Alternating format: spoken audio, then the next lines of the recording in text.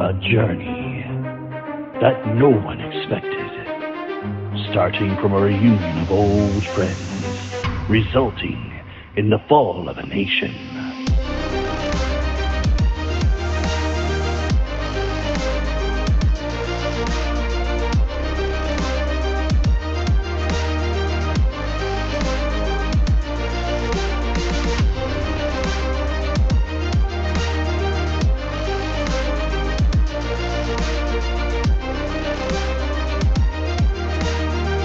History runs in circles, but to break the cycle, it's simply unheard of.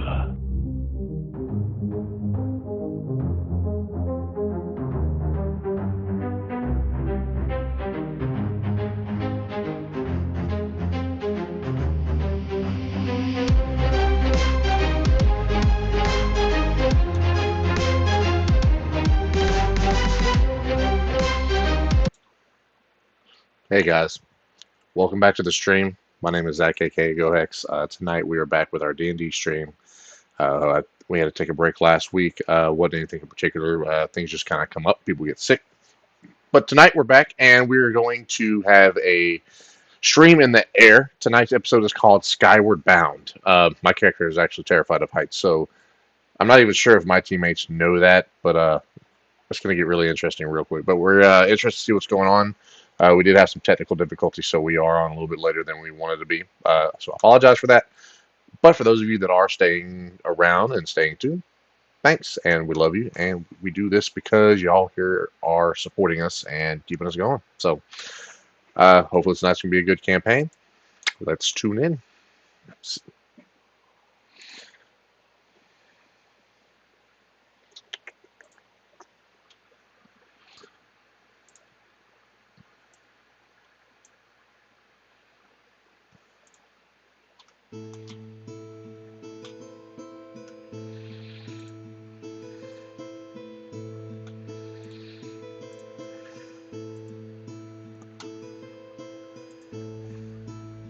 Please, by all means, do so for a chance at getting a character made to represent you to either help or destroy our team. Or maybe even a little bit of both. No, destroy. Yes, destroy. Right on, bro. Yes, destroy. Yes. Yes. And that's Lons. Maximum chaos. Lon's back from wherever he was, and we'll go ahead and. All right, dumb joke. Hey, I'm hey a dad. Ventus, you sound a little bit distant yourself. Yeah, it's probably just my mic. Give me a sec. Let me see if I can make an adjustment here. I don't think you can adjust in this. Can you hear me? Guys, oh yeah. Okay, Yep. I just had to move my mic closer. Okay. So if you guys hear a little bit of whining or barking or howling, it's just the dog. She's mad at me. Aside from that, last week, towards the end of the stream, the guys got a chance to see one of Zane's newer creations called the Sprite. And the Sprite, let's see if I still have it on the file over here. Oh, I do. Correction, it was not last week, sir. Last episode, you dick. Episode, you prick.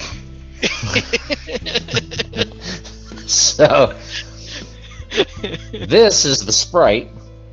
Jar's gonna come up missing another horn. It's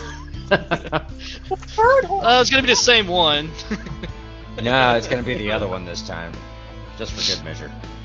Well, He's the that's good DM. that He we'll could have just the other say one. you don't have one just for the fuck of it. He'd be like, yeah, fuck Right. you, that's why. I still have the one that Zane made me. That's cool.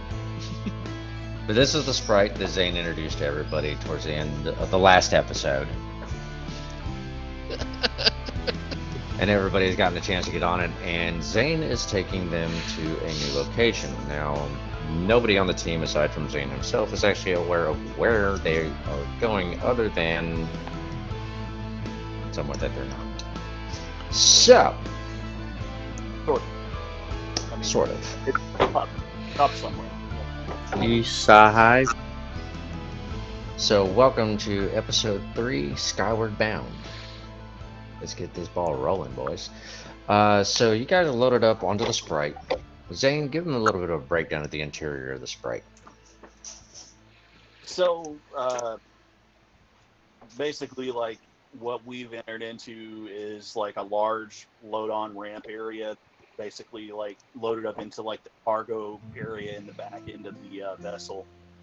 A fairly good-sized vessel has this large cargo area that we're walking up into, and then like there's a set of double doors on the other side.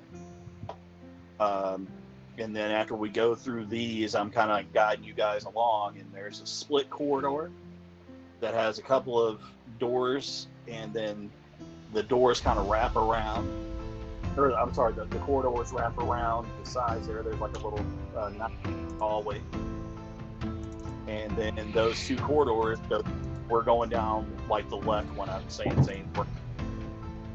And then there's another little 90-degree corner. And then it kind of opens up from there to the small bridge area where we can all kind of have, there's several seats for everybody. And then there's a captain's seat, of course, for the pilot, who's able to take control of the mechanisms. Has a large kind of like half dome cockpit canopy, I guess you could call it, or viewport that's through the forward. Large console up front that has like several instruments that are like displayed out across it.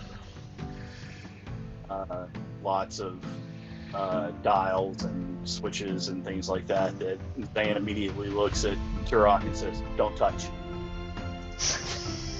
I wasn't thinking about donut. Don't let him lie to you, Zane. Look at Ventus and he says, "Same goes for you." What did Yeah, I but just do? don't touch. There's literally a term called a bull in a china cabinet for a reason. Now you're a bull in an airship. As Zane goes to tell me I'm over there about to push a button, and I'm like, Yeah. Question: "Why Who's would our you tell me pilot? that?" Is it the guy that transported us to Madoon, the gnome guy? Is he our pilot? Yeah. Well, Damn. No. I was hoping it was. The person that brought it in, just like a random pilot guy that we have. One of Zane's trusted people that he's allowed to keep him, keep things under wraps while he's been working on stuff from Beta Site and things like that. Is his nickname Joker? Nope. No, he's a dashing young fellow. Looks a lot like this. Ah! Actually, this guy's name is Magby. Yeah. Yeah. So you guys are now on this. You've gotten an idea of what the interior of the Sprite looks like, and the pilot tells everybody to buckle up. We're about to get airborne. So everybody's in their seats now. Everybody's getting buckled in, and ignore the thunder. What was that? I was dragging a table next to my desk so I can roll my die. Will I even be able to fit in my seat? It sounded like a wet fart. That's what it sounded like. I did have a lot of tea today. Will I be able to fit in my seat? Yes. Okay. Yes, the seats on the inside of this are actually decent sized Aaron, seats. cannot hear you at all. Okay, hold up. Heard that. I hear him. I didn't. Not until he said, I was- okay, hold up. What you'll actually find is that whenever you go to sit in the seat, it actually, there's mechanisms in the seat itself that will conform to whoever it is.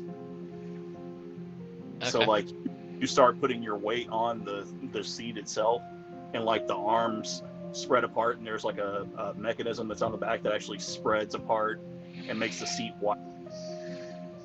Okay. And then Don't be concerned about the point in the middle of the seat. I mean, no, the seat itself is actually wider also. So yeah, How are the seatbelts? they I would work. imagine just like any other seatbelt, it can stretch out as far as it needs to go to lock in place.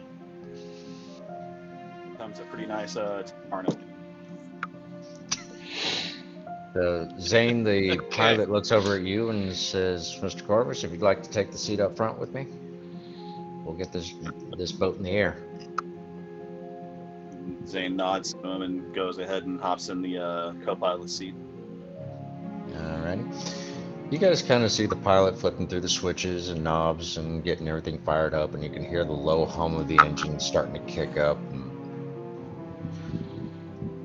after a few moments, you feel the pressure as it lifts up off the ground. You kind of sink down a little bit into your seat almost instantly. It's just got some get upping. Yep. Kind of lingers in the air for a moment and then jets forward and up into the sky. So as he's pulling it into the air, he kind of leans his head back so that he can talk to everybody and asks if this is any of y'all's first time ever going into the sky with wings. Yes. Yeah, I've never experienced. I didn't even realize that it would feel anything like this. I've never done it before. With wings, yes. With a hot air balloon, yes. Yeah, we've been in a hot air balloon, but that's not. Oh yeah, not even remotely the same. Yeah, don't remind me. No. He kind of looks over his shoulder at you, Lon, and goes, "Bad experience?" I don't want to be up here. I don't want to be up here. Very bad experience. Okay, well, here in about 5 to 10 minutes, we'll be leveled out and on our way to our next destination. So, once we level out, you'll be able to take your belts off and be able to walk around the cabin fairly easy. It's not reassuring. I'm gonna stay here in my little corner. Fetal position suits me just fine, thank you. So if you need a spot to puke, there is a bag on the side of your seat for you to puke in. Sure, I'll need about 3 of those. Okay, not a problem. There's enough, I got enough bags on board to clean up after the Minotaur. So just eat it up like a cat. What's that supposed to mean? He turns and looks at you and just smiles. Although, I haven't taken a shit yet today, so... So as you guys are going skybound, you can see through the front window of this thing, you can tell that you're getting higher and higher up into the sky. And you can kind of see as the sprite starts to level out, you're able to see out across the top of the clouds, and you realize just how high you really are. After a few more moments, you see him hit a few more switches, and he turns in his seat to Zane and says, "Alright, I'm going to do some of my diagnostics while we're en route." He looks at the rest of you and says, feel free to move about, check things out, just don't touch anything. Picks up a pad off of the counter in front of him and goes off and starts doing his own thing. Alright, well I guess it's time to get up and take a look around. Yeah, y'all do that.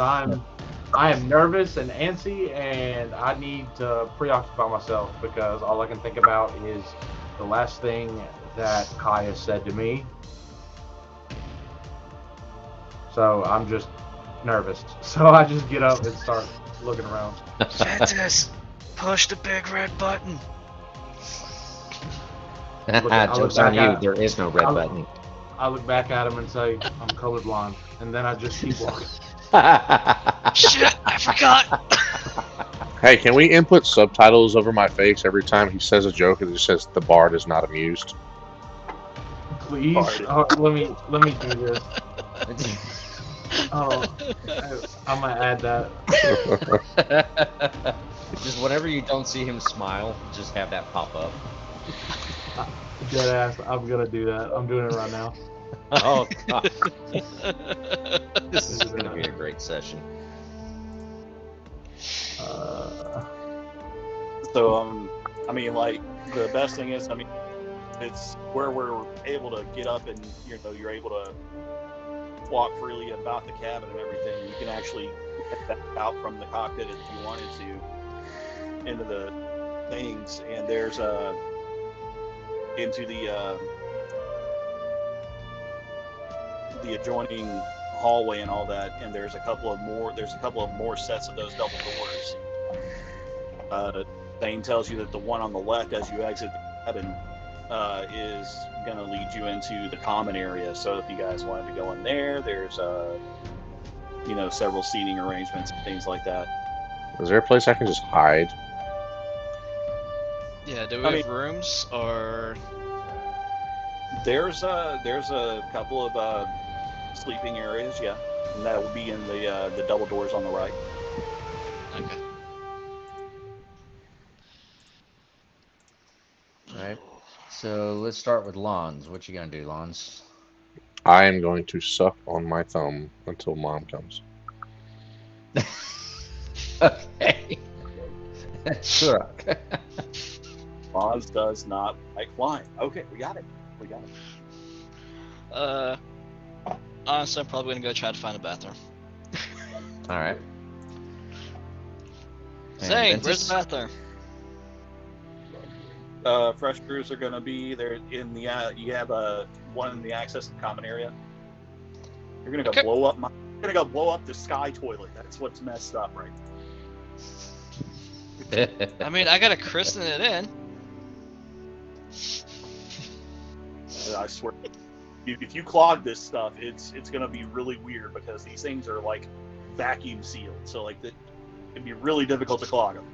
Zane, your pilot leans over Good and torture says, stress test. Let's go. your pilot leans over to you and says, "Don't worry, it's already been stress tested." Okay. Good. Ventus, what are you gonna do? Yes. I am going to. I'm just gonna walk around and see if there's like a restaurant area, any place to eat on the ship. Is there? Not a restaurant. This isn't that big. It does I have. just didn't know how big. It That's does what have I mean, like It does like have a a cafeteria. common. It does have a common area, and that common area is just gonna think of the Millennium Falcon. It's got that one spot where the bench seat is with the table, and it's got the cabinets with the food and sink and everything else. Refrigerator. Or kitchenette, kind of right in there. Yeah. So I just kind of keep walking around until I find that, I guess. Okay. Well, it doesn't take you long to find that. So, Zane, what are you gonna do? I'm actually gonna stay in the cabin, calibrate the main radar where we're actually able to find our next destination. Okay. Alright, so Ventus, you find the common area. I'm assuming you're gonna grab yourself some food or try to find something to drink while you're in there. I'm just looking for some water because I'm a bit parched, just like nervous, and I'm just sweated out and everything.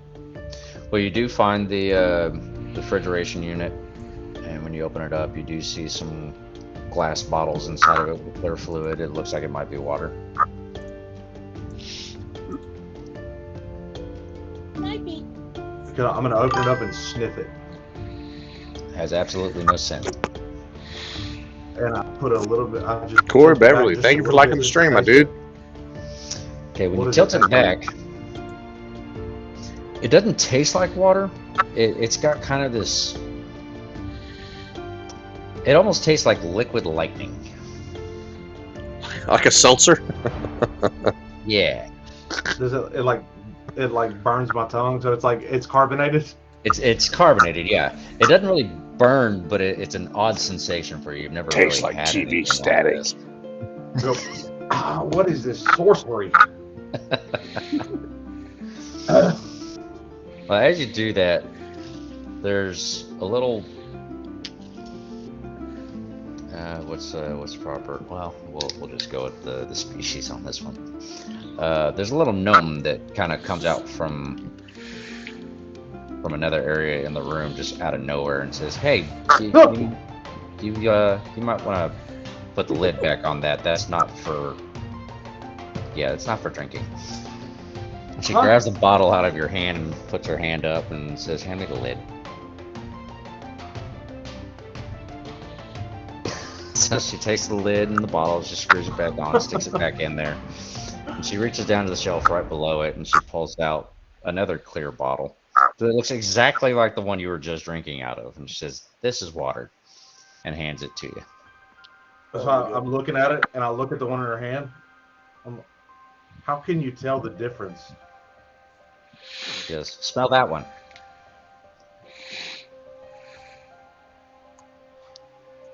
And when you smell it, it smells like spring water. Like it literally got pulled from a spring and filtered. And before I take a sip, I look at her and say, "Why does that one taste like electricity?" She takes her backpack off, sets it down, unzips it. She goes, "It's what I use to refill my batteries." I'm not touching that one.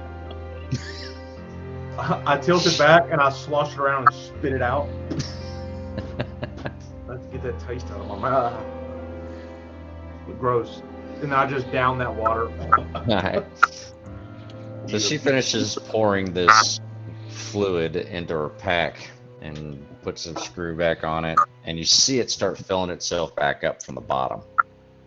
And she sticks it back inside, closes the door, caps off the unit in her backpack. She puts her pack back on, and you see her snap the straps back on. And you see her hit this little switch on her forearm, and she kind of floats up to you eye level. She goes, "It's my gravity pack. It allows me to look people in the eyes." I feel like a ladder would have done just that. Probably, but it would have been. We invented those, right? Did Zane make that? Nope. This is my own personal invention. You made it? Yep. I'm Tina the Tinkerer. Tina the Tinkerer. It's such a pleasure to meet you. She puts her hand out and she grabs your index finger and kind of shakes your hand that way. She goes, "It's a pleasure to meet you too. You must be Ventus." Oh man, you don't have a fucking filter for this character? You don't have one? You don't. I want to see that. Yes. What? You don't have a filter for this character?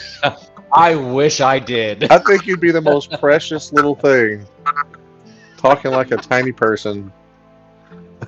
Hold on. What do I got? Zane, what'd you say? What do I got? Your mic is cutting in and out. I Yeah. don't think it's on at all. He's muted. Not muted. It's Tiny Tina. Tiny Tina? Oh my Yeah, god. that's all I heard was Tiny Tina. No, Yeah. Tina the Tinkerer. Yeah, Tina the be Tiny Tina. yeah, your speaker is like dead. Yeah. Mine? No. No, Aaron's. Zane. Zane's. Dead? It's just Zane. like I hear every fifth word. But I was about to say, bro, if Tina looks like that, that's not what I was No. picturing. Not even close.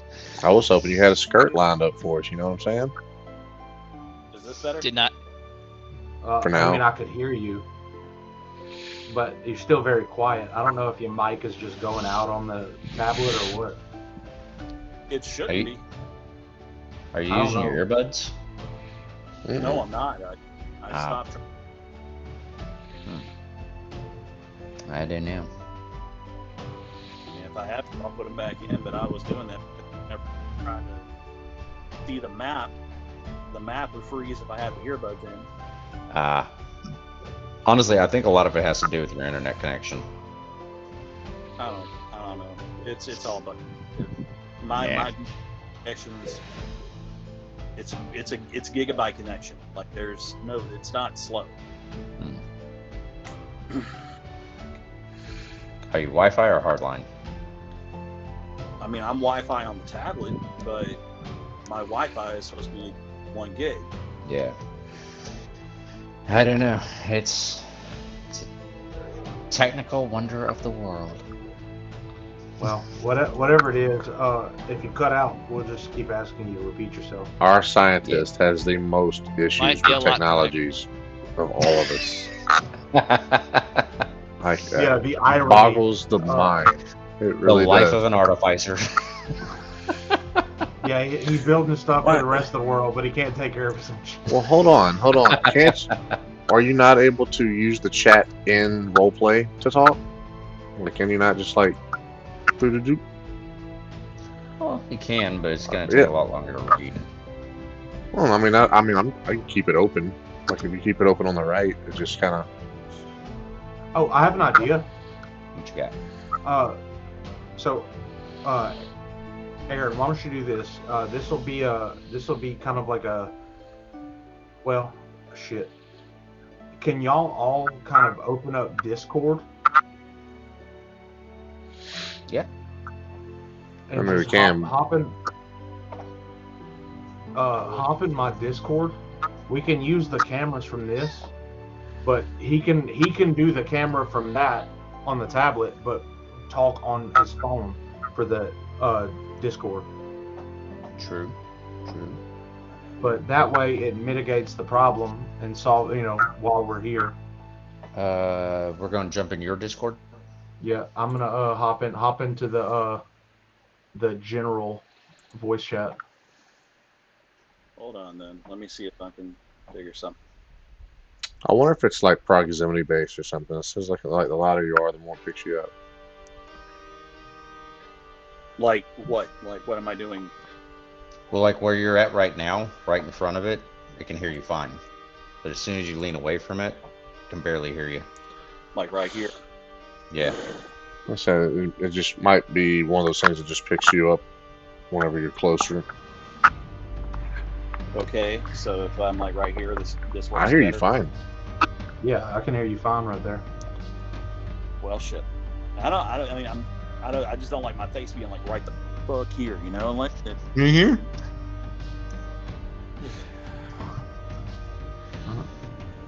Just seems weird when I do this shit. I think you look good. But I mean, like I can't do anything on my hands because like my hands are about the size of my fucking face. He has his own version of American Sign Language. All right, so are we gonna do this, or do we need to do Discord? We're fine here. Okay. Yeah, we're fine here. All right. Anyway. All right, so she shook your forefinger and told you about the pact that she made. So it's something I decided to make myself, so I wouldn't have to worry about carrying a ladder around. I mean, that's pretty handy, but is that what that magic juice in the fridge charges? What is that? Yeah, that's my own personal concoction. So that's for your batteries. Something like that. It's you can consider it fuel. So for that thing. Yes. That's so cool. Ah, you just drank jet fuel. Essentially. Good thing I'm like a celestial being. Because it does pack a bit of a punch. Yeah. Not gonna lie, anytime I really just want to go whoo, I'll take a sip every now and then. Interesting. That's good. So how would I go about getting one of the backpacks you have there? Oh, you wouldn't. This is the only one I made. Can you show me how to make it? No. Come on. She goes, what need would you possibly have? To fly! You're doing that already. But not without this machine. I want to fly on the battlefield. Oh no, this definitely isn't good for the battlefield. This just gets me around the ship so I can talk to people face to face. If I tried to do anything with this on a fight, I'd blow up. You should really talk to Zane about it. I bet you he could work it into a battlefield mechanic. Oh, I know he can. I did talk to him about it. He thought it was a bad idea too. Oh, how was it a bad idea? Flying around your enemies? How was that bad? Possibility of me go boom. Not Volatility. not if it doesn't suck. It's probably got like a nuclear reactor. Dope. It's also a grenade. That chemical volatile. Means more than just me go boom. I would When much it rather stops get dropped working, into a just throw it at the bloodbath enemy. battlefield than be in this thing for 5 more minutes Right. without a weapon. Like just drop me in there. Well, can we go out on the deck? Is that something we can do? Oh my Oh, god. here in a few minutes. I want to go out on the deck. Yeah, we'll be able to do that here in a few minutes. Awesome. I'll show you just how high I can really go. Oh, that would be awesome. Zane, please tell me you have like a Valium equivalent in this universe because I could really use it right about now. A sedative of some sort. Okay, where are you right now? He's still curled up in the fetal position in his chair. Oh, so you're in. Okay. The Bard is not amused. I'll put that up. So Zane goes and he goes over to there's a kit that's on the wall. He opens it up. He pulls out and he opens the thing up and he takes out one of the tablets and he hands them to Lons. Says, "Take this. It'll calm you down." I snatch him out of his hand so fast. Only take one. So one of the 2 that I just consumed. Wait. It's a little late. I told him only take one. He took 2. I did. After you said, So, before do you I need to have said, him do a con save? I don't know. I'll let you. Oh, I'm asking Zane if I need to have you do one.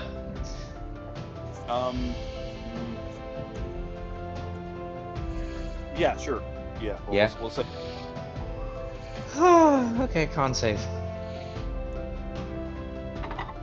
Lons. Hmm. You got a con save. Yeah, I'm aware. 1 second. Okay. Let's see. I didn't know if you heard Okay, it. so 11 plus your con mod.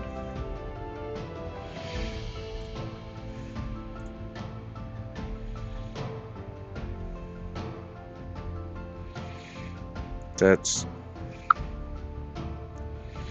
What is con? Constitution? There it is. Oh yeah, so 12. 12? I'm gonna call that a failure. What happened, Zane? You see Lodge kind of almost like melt into his seat, like he's just, his eyes, his dilate real big. So, Lons just had an edible. I mean, in probably the most severe thing. Like, we owned him out so far. He is in fucking torment. Right now, I'm thinking about all the bills I haven't paid yet in the rest of my life. All the bills that I will pay. You know, I'm thinking about the color underwear I'm going to wear a year from now. Are bills existential? Like, do we even need bills?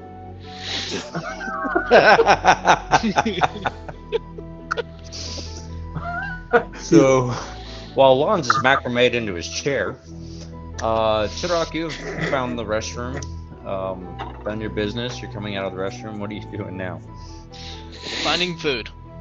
Okay, so you're gonna make your way into the common area. Yep. And you see Ventus talking to this very small being. Is she still floating? Yep. Okay.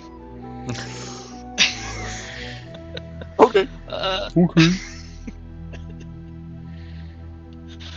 Quoting, I'm like, what's up, Ventus? Is there any food? Yeah. If you check that bottle in the fridge, it'll fill you up. Alright. Bet. Oh God. So Tina watches Turok reach in and grab one of the bottles off the top shelf, and she just smiles.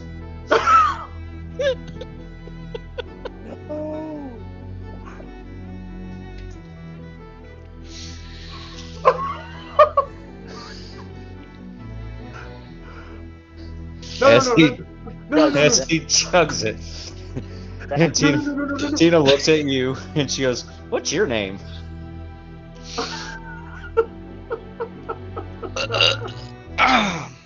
Turok Stoneskin.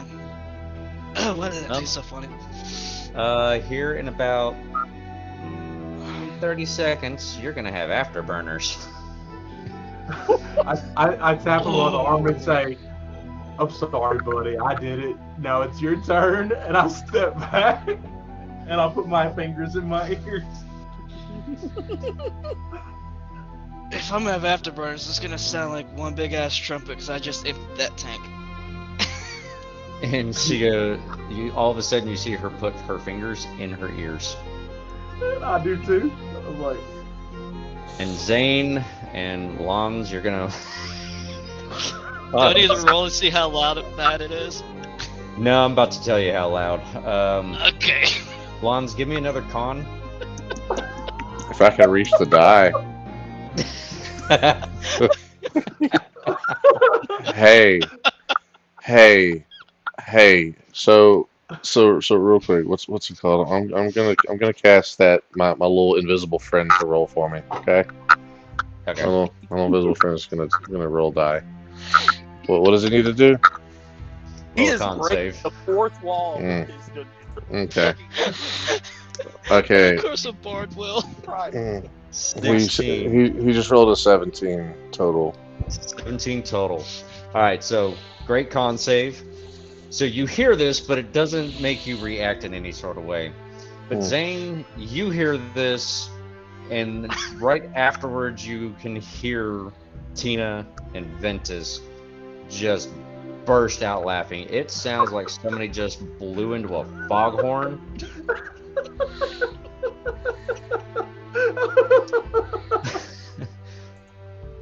Through an exhaust pipe.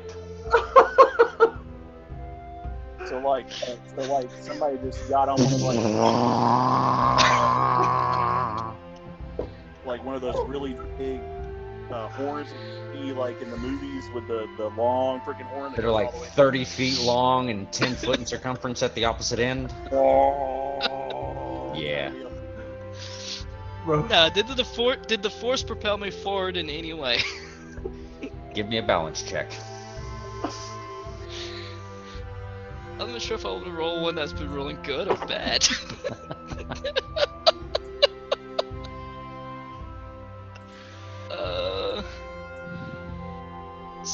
What would balance be under? athletics. I mean acrobatics, wouldn't it? Acrobatics, yeah, because that would be where your balance is. So it's, technically it's like a dex save.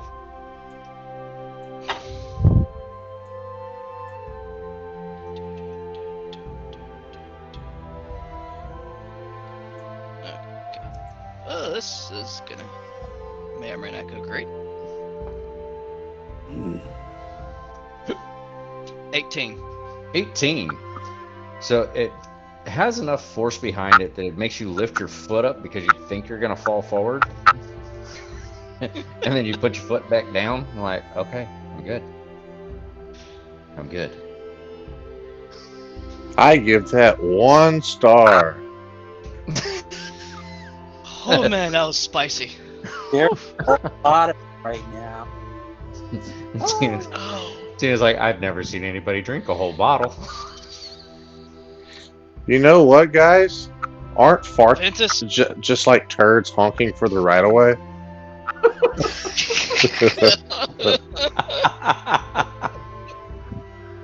Isn't that great? Bro, I'm yeah.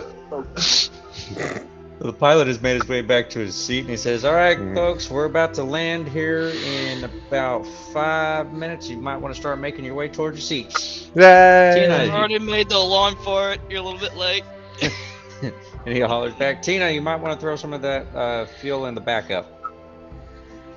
She opens up the refrigerator, grabs 2 bottles, and closes it, looks at you, and smiles as she floats away with it. I just look at Turok and I'm like, What'd you make me drink? that was like some fuel. It tasted like electricity when I drank it. I didn't know you were gonna chug the whole thing. Have you met me? Yes. I thought you would taste it and spit it out like I did. No. I am It's not- thirsty and hungry. It is not spirits. It is poison. I feel great now. He feels don't. relieved. I don't. Shit. Anyways, go we got about buckle up. 5 minutes, so want to look for some food real quick? Yeah, sure. Why not? All right, as you guys are digging around through the Rummaging. cabinets, you do find some bags full of crackers in them. Inside the refrigerator, you do find some individual packets with sliced up cheese cubes. That may or may not. I'm sorry, what was that? May or may not be cheese cubes. Yeah, doesn't matter. It's going to the same place. Here, taste How this much- real quick. And I throw one in Turok's mouth.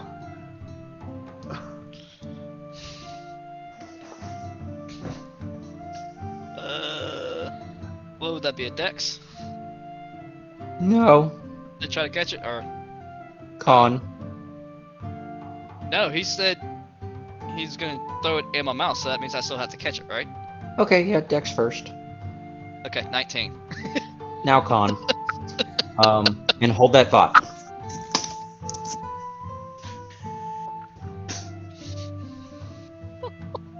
I mean, you have the stomach of a dragon, right? So I'm testing all this shit on you. Like, I don't know. Why is it in the fridge? Why is it in the fridge? I don't understand. Why is this poison in the... People eat food out of here. This is not... Dude, this might as well be the fucking fuel storage. What are they feeding us? Oh man. You are on a vessel out of sight. Work on. What was the con? I rolled a natural 2. So +3, so 5. So proud of you.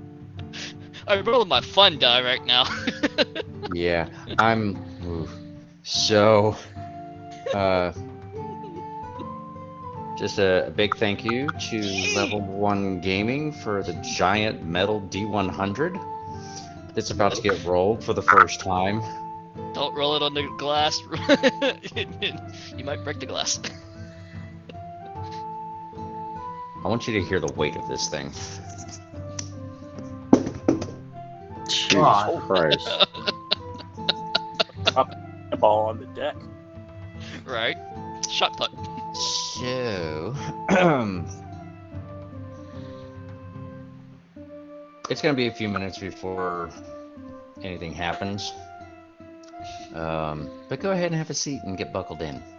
Is my stomach rumbling? Not yet. Oh god.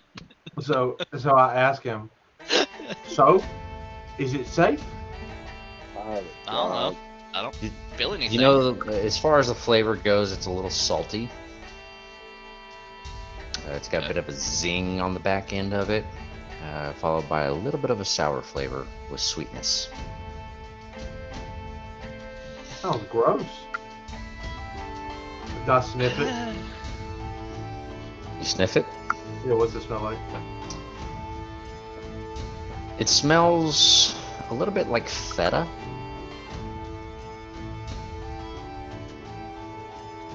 You gonna look at it? Yeah. It has kind of this yellow-white color to it. Looks moldy.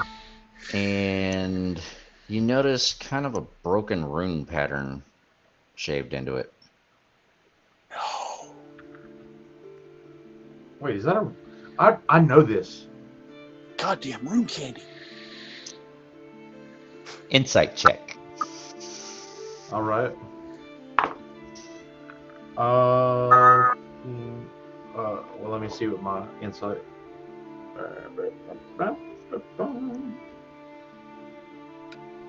Inside +1, 17. You recognize the rune is supposed to be a frost rune. And you realize that this is rune candy. Oh, well. What? What All is right. it? Oh, so can I roll to make a decision? Sure. Okay. Below 10, I tell him. Above 10, I don't tell him. Alright. Wands, while he's doing that, I need you to give me another con. Hey, I need you to roll me a con. D20, stupid fuck. Alright, he's doing it. I got an 18. Okay. So, one of the pills kind of just went right through your system, so you're starting to catch your senses back. And you're finally starting to level out a little bit, and you're still calm, but now you're a little bit concerned because you just went from total panic mode to absolute putty, and now all of a sudden you're somewhere in the middle. Zane, I gotta tell you, man, if you make some rune suppositories, I'm about that life. Just let me know. Turns around his seat and looks at you, and he's like, and he doesn't take. Ventus, what'd you roll? I rolled a 6. Hmm. So I have to tell it. I walk up to him and I'm like, I kind of look down like this. And I'm like, oh. What? So this is not cheese. This is rune candy. And this, and I show it to him, this is a frost rune. A broken frost rune. How many of those candies did you have in your hand by chance? I had 6. You want to roll to 5. see if you want to roll to see how many of those you recognize? Sure. Roll me a d6. A D6. Let's see. 4. All right. So one of them is supposed to be a magic missile rune. One Should've of them swallowed it. looks like it might have been an invisibility rune. One of them looks like it's supposed to be a healing rune. And one of them looks like it was supposed to be a fire rune. So the one that he actually threw in his mouth might not have been a frost rune. Well, we're gonna find out in a few minutes on which one it was. And I look at him and I'm like, bro, I am so worried about you as I take those and put them in my pouch. Bro, this man straight up Wait, invited us wait. to his fucking Which airship. one are those? Which one did you give me? This man invited us to his airship, and you're just eating and drinking fucking every wrong thing on this motherfucker. I Like, don't even- Take the crackers and just get back to my seat. y'all are dumb as fuck. Also, label shit, Zane. Labels. I look at Zane and I'm like, what's wrong with Lawns? Just labels, dog. Like, Why does Lawns feel like he's chewing on his tongue? The tongue is very tonguey. Is he okay? He didn't eat one of these rune candies, did he? Nope. Oh, and You wanna tell Zane, him? hold on, Zane. Upon him asking if he ate one of the rune candies, and you saying no, you also realize you Wait, don't have. what? Yeah. Exactly. Did he- Someone Someone working Wait. for you has been bringing room candy onto your ship. Where? How the hell? And I'm like, Tina! Tina comes floating out and she goes, "Yes, Mr. Corvus." And as she says it, you see her pop this little square into her mouth. No, you didn't. No, I didn't what? Bring room candy onto this vessel. I did. What the fuck kind of reaction? That's not all she did, Zane. And I'm like, who ate it? Okay, now, And I look at Turok, and then I look back at Zane and say, "Nobody." Nope, nobody. Tina floats back into the common room, opens up the door, and she looks at where the room candy was at. And she comes back out and she goes, "I'm missing 6."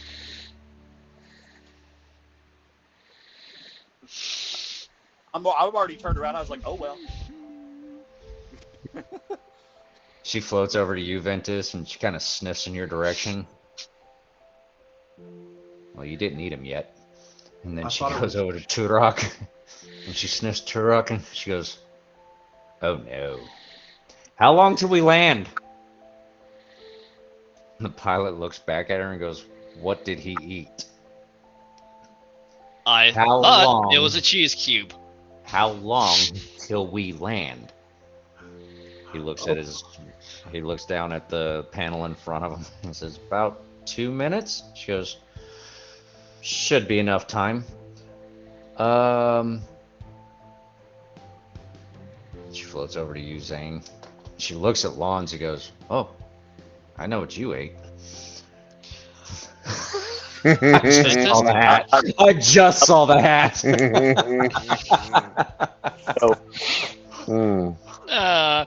So Zane, she floats over to you and she goes, "So the good news is he's not gonna die. Hooray! The bad news is it's really gonna hurt." Tina. Hooray! Tina, you raggedy bitch. From now on, one, label shit. Mm-hmm. Don't put room candy in the fridge. Well, I gotta keep the lightning ones stable, so I just put them all in there. What? Okay, wait. What else is in the fridge right now? My fuel.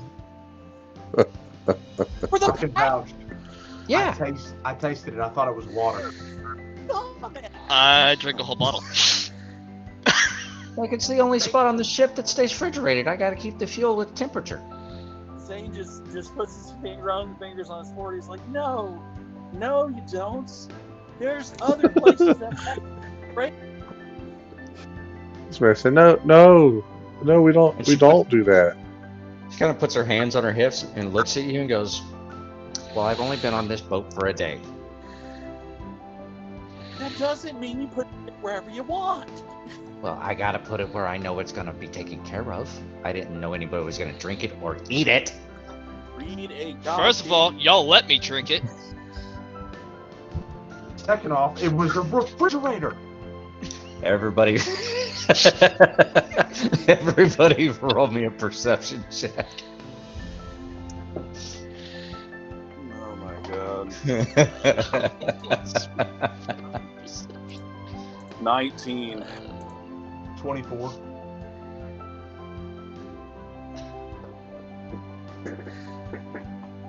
$21.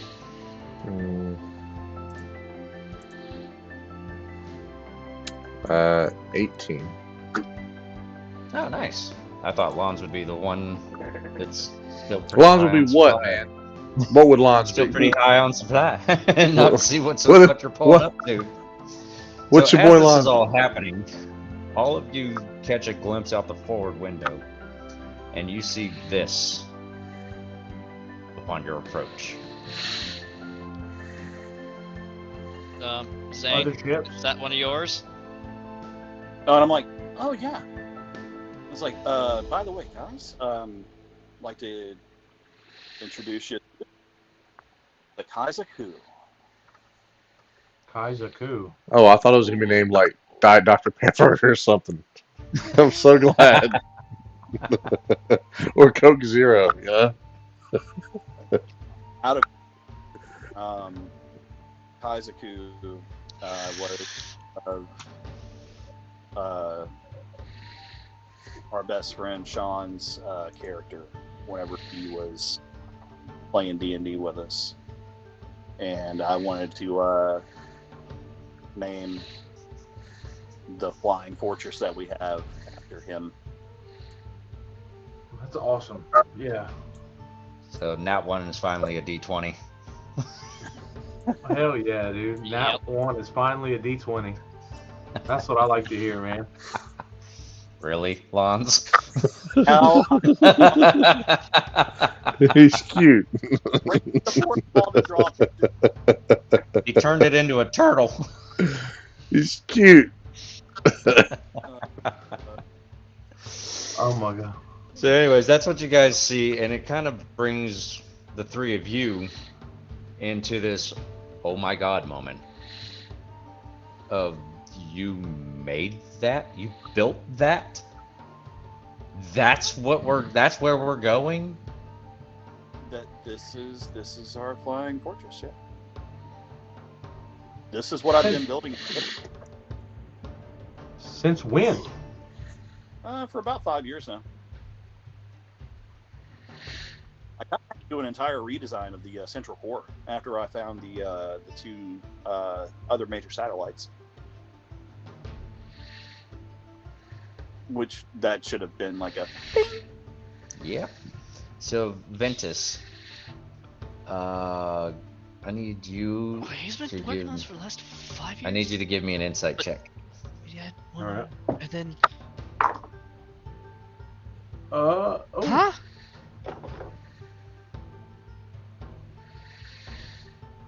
Nat 20, but I got a.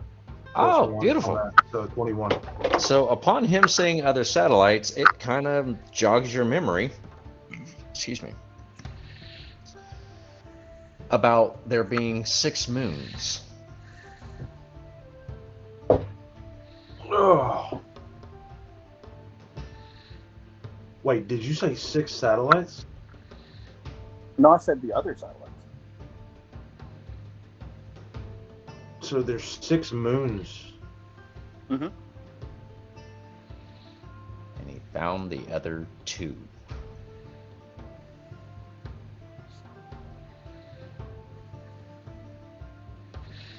I don't know what I'm supposed to do with that information. Is You this a guys 6 all plus remember 2 situation? You guys all remember in your lifetimes there's only ever been 4. And at the end of season 1, you guys had gotten the information that there was actually 6 satellites total, not 4. The location of the other 2 was never revealed to you. On Zane's year and a half of travels and everything, he found and located what he presumes is the other 2 satellites that were missing from the stories. Okay. I was wondering what that memory he triggered would have been, because I already knew we had 6 moons. Yeah. That's So, what that memory trigger is. That's the information that you guys had been informed about at the end of the season 1, when everything was just kind of dumped on you about what this world really went through. Oh, okay. I thought I was learning something of my past. That's what I was wondering. Yeah. No. Okay. I'm still Kinda stuck like- on. He's been trying to build this for 5 years. Yeah. Well, I mean, aside from the time that you guys were traveling together, Yeah. he had his other stuff that he did when you guys weren't around. And They Ventus, redesigned the core after. he redesigned the core after, during that year and a half hiatus. Yeah, after No, I what- came up with gravity, it kind of changed around a bit. No wonder No. you look crazy after the year and a half. Yeah. Are So you the kidding pilot, me? The entire fucking universe like flipped on me. yeah. And then I had to take that information, and while I was rebuilding the country, by the way, I had to sit there and take that information and then, like, basically download it all out of my brain and do something with it. So I've been a little, Yeah. Well, Uncle Zane, don't forget to give my mom credit, because there was no way in hell this country was getting run without her. I mean, no. Running the country is one thing, but I'm talking about rebuilding the communications, rebuilding the defenses, rebuilding the, and upgrading the technology and stabilizing the technology. And with all the extra knowledge that I've got, I had to break it all down, put it into stuff that people could understand and work with, and then everything around that. Plus the give and take nature of runes. And I say, at least, And Nimue. and I say, at least you have. What the fuck? At least you have what? Repeat that. At least you have what? No, I said, and I had to deal with Nimue for a half, so what the fuck? I say, well, I can tell you're hiring a really good team as I look over at Tiny Tina. You're hiring a hell of a team. Tina looks at you and just kind of gives you this stink eye. It's like, I'd like to see you build something with your own two hands. That was a compliment.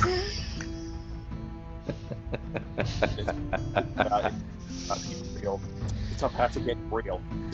The pilot says, all right, brace yourselves, we're bringing her in for a landing. Thank God. So as you guys are landing onto the pad, you feel a little bit of turbulence as it's coming in, settling out.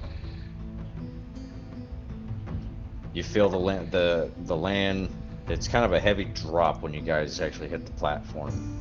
And once it's down, you can hear the hiss of the engines as he starts shutting everything off, flipping the switches and turning the dials again. You see him notate a couple of things down on his pad.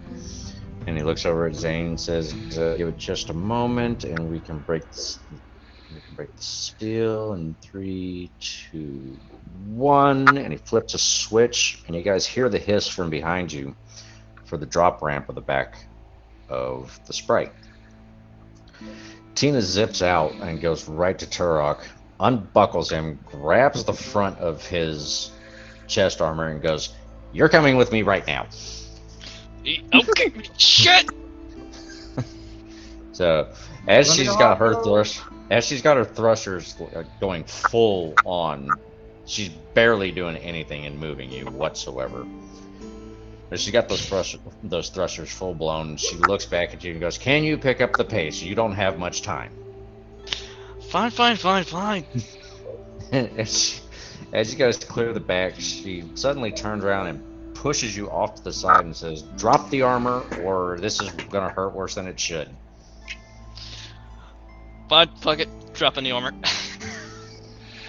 So right as you drop the last piece of the armor, you feel the most excruciating, god-awful electrical charge literally expel itself from your entire body. Everybody sees is kind of this bubble that starts right around him and just expands out a good 10-15 feet before it dissipates. And you can kind of feel the electricity in the air from around him. Right now, he looks like a poodle fresh out of the dryer. Where he That was electrifying. Ow. The bard was not amused. I look at my pouch He never is. and I'm like, and I close my pouch again. I'm like, okay. Can I do it? Can I roll a perception check to see if I saw him do that? Yeah. In the meantime, I'm gonna start slowly putting on my armor after everything hurts. What'd you roll? Rolled an 18. 18? Oh yeah, you definitely saw him do that.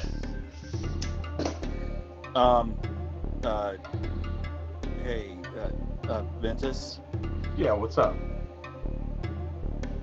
can I have that, please? For what?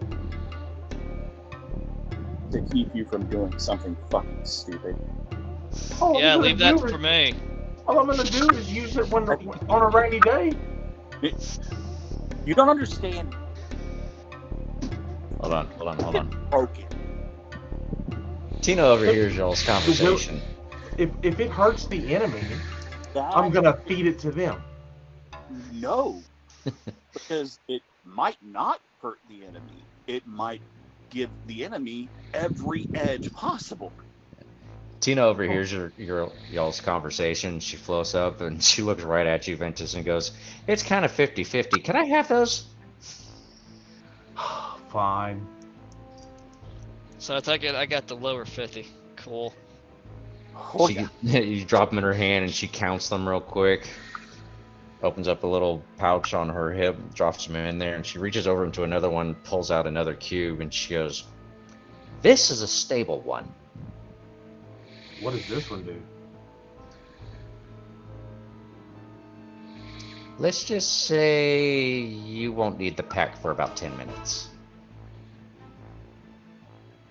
You won't need the what? The pack for about 10 minutes. What? Just put your hand out."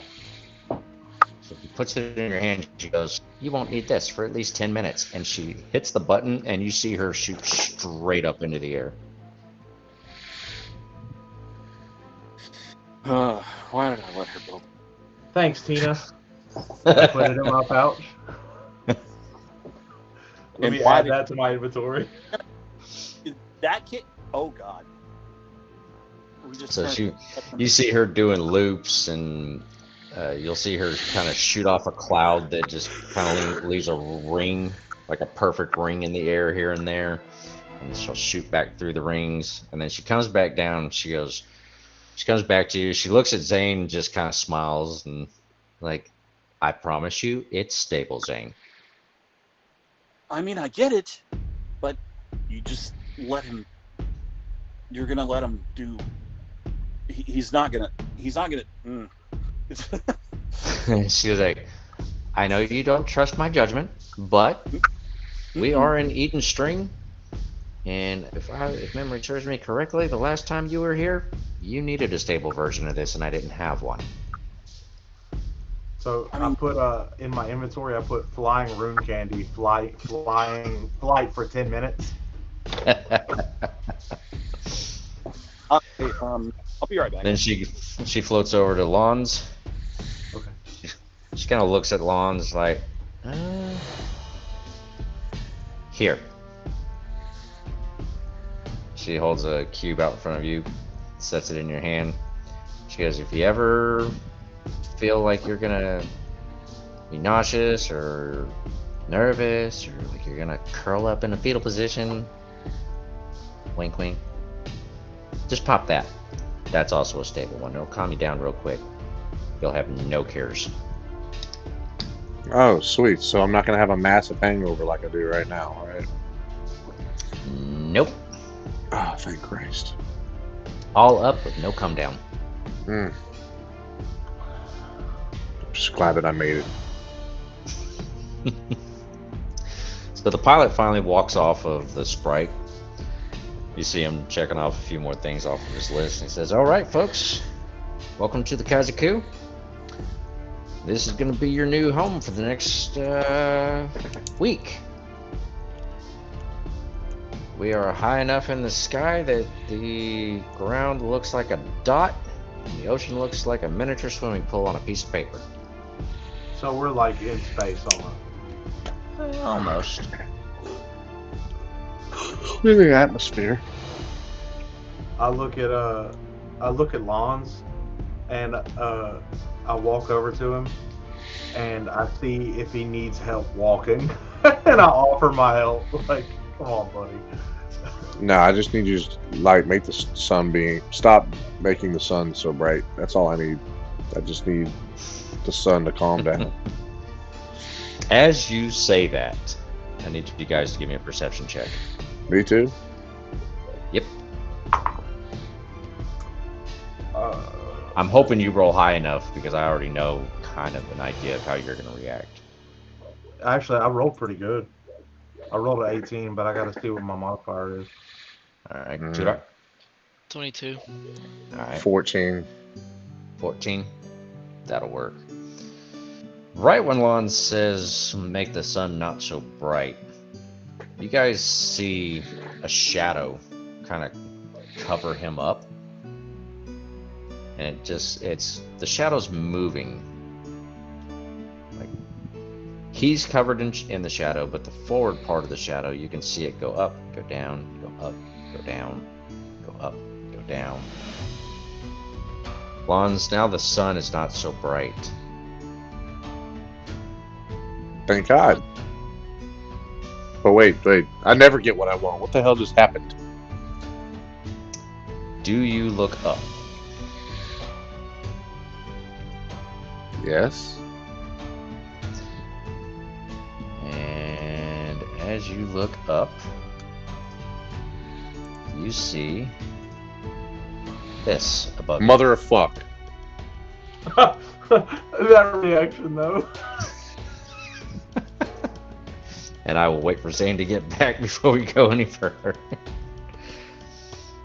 No, good. I'm gonna go use the bathroom real quick, actually.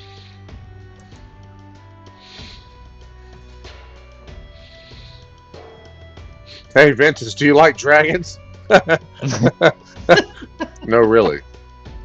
Do you like dragons? Oh, wait, that's not a setup for a joke? I wish it was. I mean, kinda. They're kinda cool. Ventus, So do you what look the up? fuck is this? Yeah. When he says listen that, to do you Lon, look I'm up? like, yeah, I'm like, what the fuck? And And, Zane, you hear this conversation. Do you look up? I'm afraid to, but I'm like, oh shit, I'm not gonna do. You see this. A warp worm? Holy shit. A warp wyvern. Pull my sword out, and I'm like, are we doing this?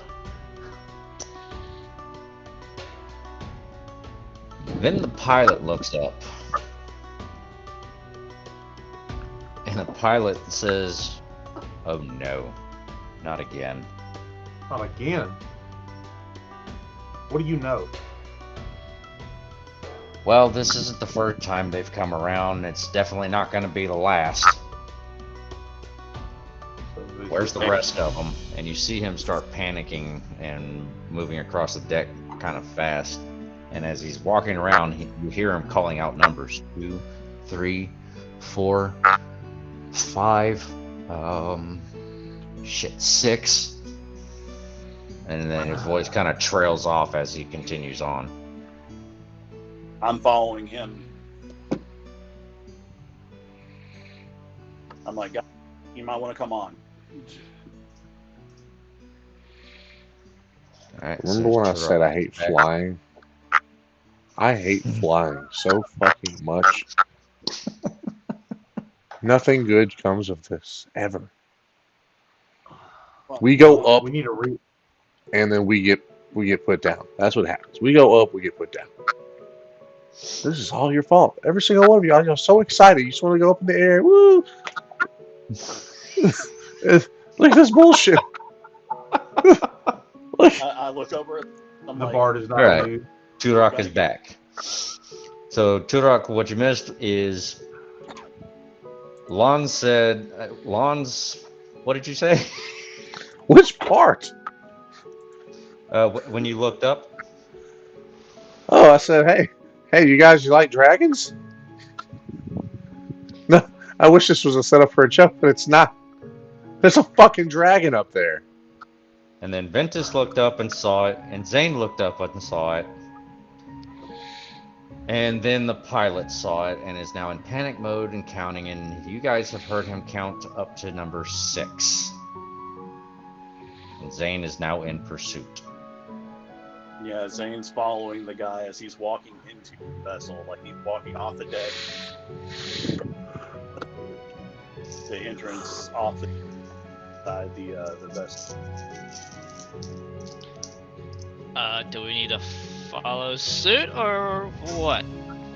I've already looked at you guys. I'm like, you guys might want to come on. All right. I was like, all right, I'll follow up the rear. And I'll wait for them to go ahead of me as I'm looking up, and I got my sword drawn, and I'm like waiting, and I'm like, come on, hurry. And, I'm gonna attempt to pick up Lons and carry him. Oh, you ain't got to carry me. Now, this is what I see.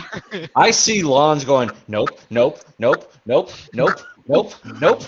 Let's go faster. Oh no, Let's go faster. I'm doing exactly that, but I'm also bashing my fucking skull into the wall. That's what I'm doing. Just no. And I'm like, come on, hurry, get in. And I'm like trying to, I'm like waiting on them to get in before I go in. So I have my sword out and I'm looking up like. So as you guys are following this line, you can see the main door to get inside the Kaizoku. But the pilot has stopped and he's waving you over. You see him standing next to kind of a podium-looking thing that's sticking up out of the deck. And you see Zane turn and head straight towards the pilot. You guys follow Zane? Yeah. Yes. I guess.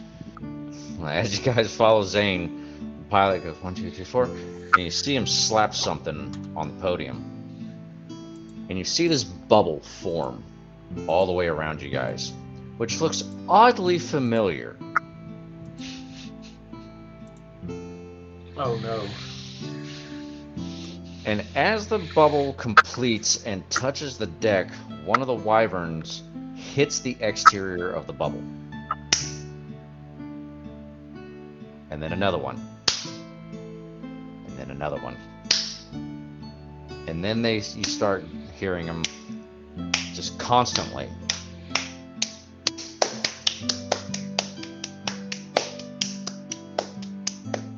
At this How point, are they hitting it that fast?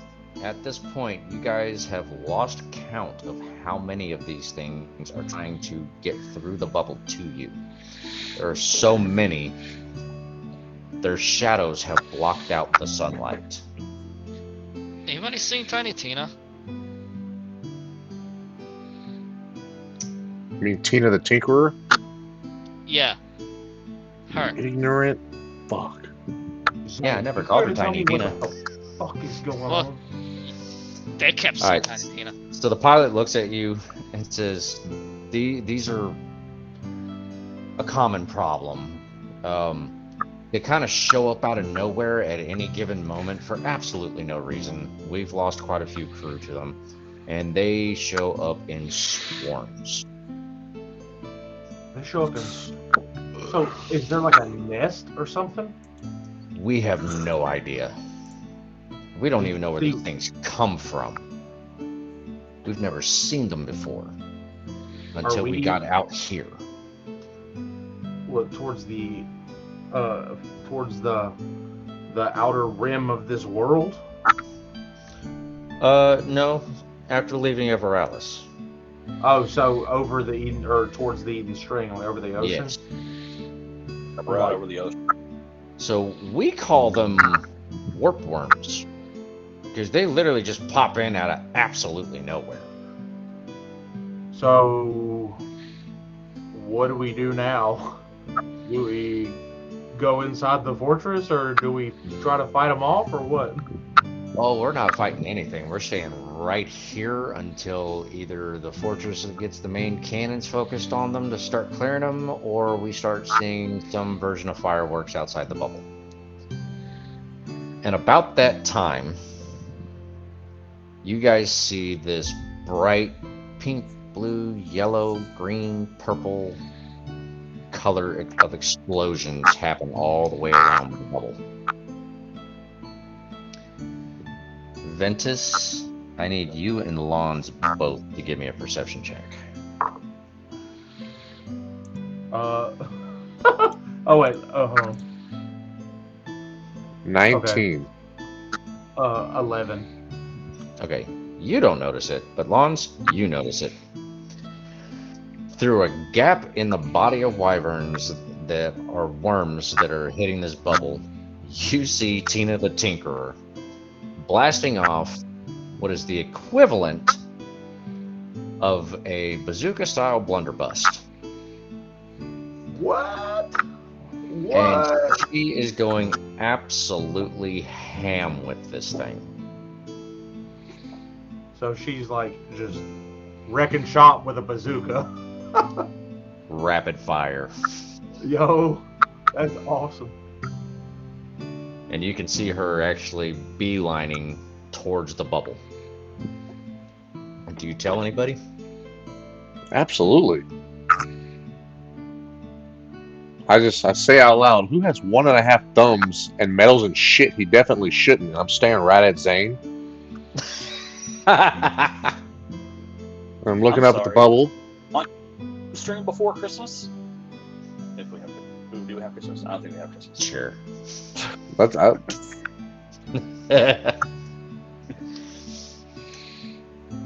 So as he looks back up out the bubble, does everybody else look up?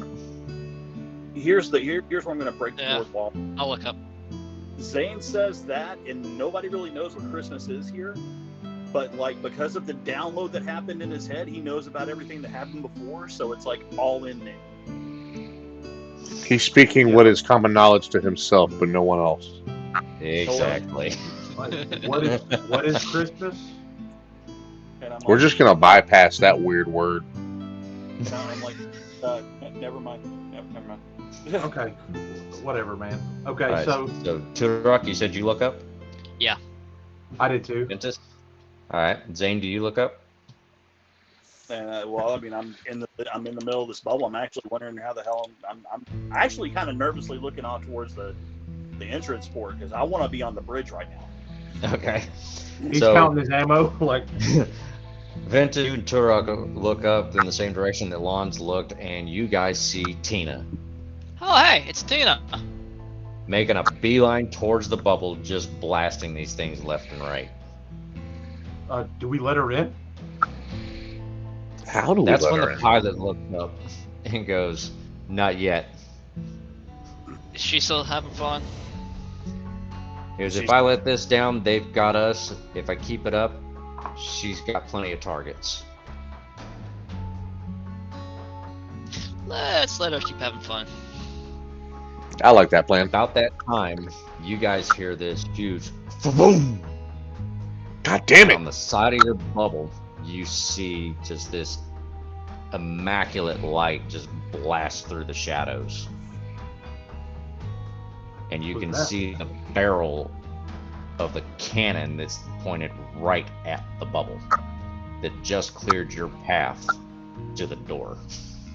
And you can see the light from the back end of the barrel start to work its way towards the front of the barrel. Zane, you know that this takes about 10 seconds before the light hits the end of the barrel and releases again. I'm like, we need to go now. On it. All right, let's go. Alright. The pilot gives you a nod, and as soon as it fires again, he slaps the podium and screams, "Run!" Grappling hook. Come on. Gotta go. Now, So- I need deck saves from everybody. Come on.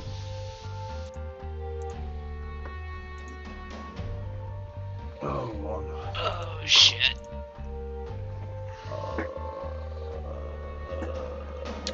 We got a dirty 21. Dirty 21, and Lons dodges a Talon. 14. Zane, you just barely avoid getting hit by one of Tina's shots. 18. 18. You completely dodge a Talon and a tail. Turok. Judging by your face, you did not Roll low. Roll low. 9. 9. Turok, you are lifted off your feet by the back plate of your armor. Shit. Fuck! Roll me a reaction to see if you're able to hit this thing. Can I turn around Well, with my I gun. do have my lance, which is 10 feet, but Okay. And Zane, you said you're gonna aim and fire. Uh-huh. Roll me a reaction. Which one do you need? It's a D20. It's just it's the reaction roll, so it would be based off of your dex mod. Okay. so am I actually making an attack? Yeah. Essentially, we're seeing if your reaction allows you to hit. Shit. So what am I rolling? It's just a straight D20? Again, reaction. It's a D20 with your dex mod. Oh, 15. 15. Roll your damage. Is that what you rolled, Zane? Oh, fuck. He drops his gun. He panicked. Oh, no shit. Oh, I know y'all heard that. Yeah, it sounded like you wrecked your car just now. Oh, fuck. How much damage did you do, Turok?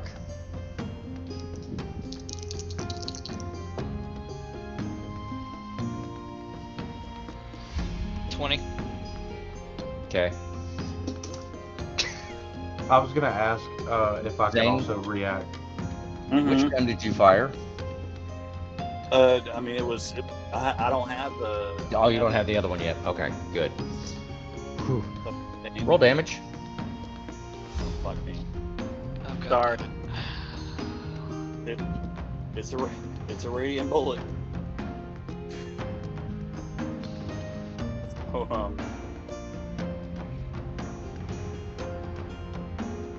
that's 16 plus. Oh God.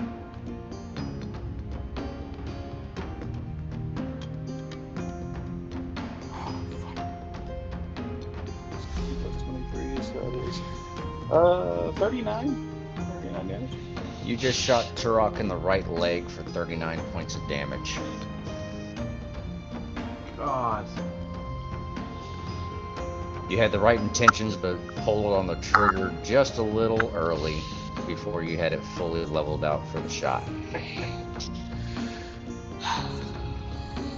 You got hit with the purple beam. And all you hear from Torok is a long string of words that I cannot say on this string. So can I roll to see if I can react? There's something I want to try. Sure. So I would Okay. like to. So I'll tell you what I'm going to try to do before I roll for it.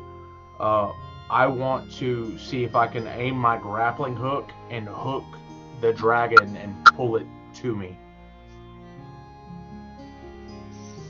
Okay, first is going to be a dex for the grapple.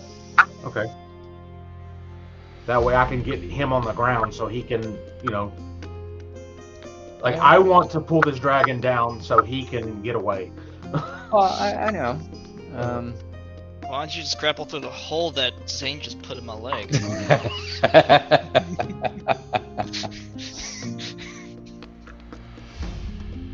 You said a dex Yep, save or just dex throw? dex save. Well, it's Yeah, plus- well, it's essentially a dex save, yeah. So that's a dirty 20. Okay, so the grapple's on. Now here's where you're going to run into the problem. D100. Okay. It's your roll versus mine on who's stronger. So it's either gonna pull me up or I'm gonna pull it down. That's tug of war. Okay. Yeah. I assumed that might happen. Let's see. Oh, come on, please. For the love of fucking God. Is this a good time to use my breath weapon? Yeah, I'd like to do that, please. Hold on. An What'd you roll? 84. 84. All right. I love this new die because it just.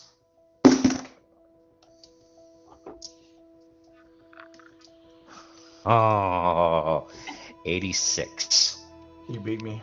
Bullshit. Let's go. It just yanked you up into the air with him. Tudok, you still want to do that? Yes. Do it. It's a 15-foot cone, and I am looking straight up at him. So, that's funny. There's no way for it to dodge it, so you don't even have to roll to see if you beat the AC. Yeah. Let's see. And it's 3d6 fire. Oh. 11?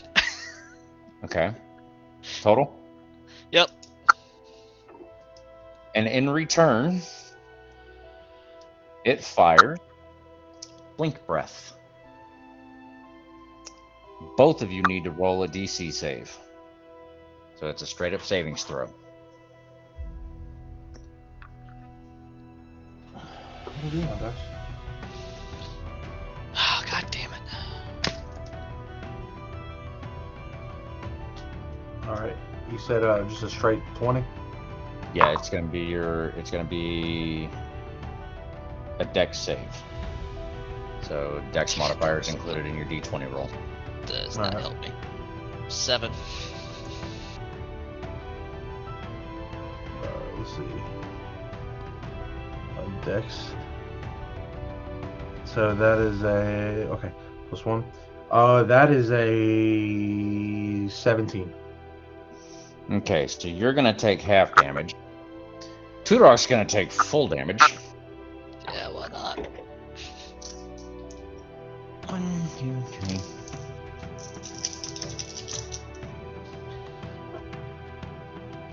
Oh, it's 8d6.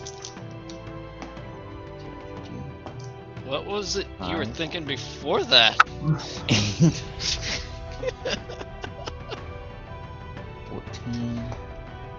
15, 16, 19, 22, 24, 25 points of damage to Turok.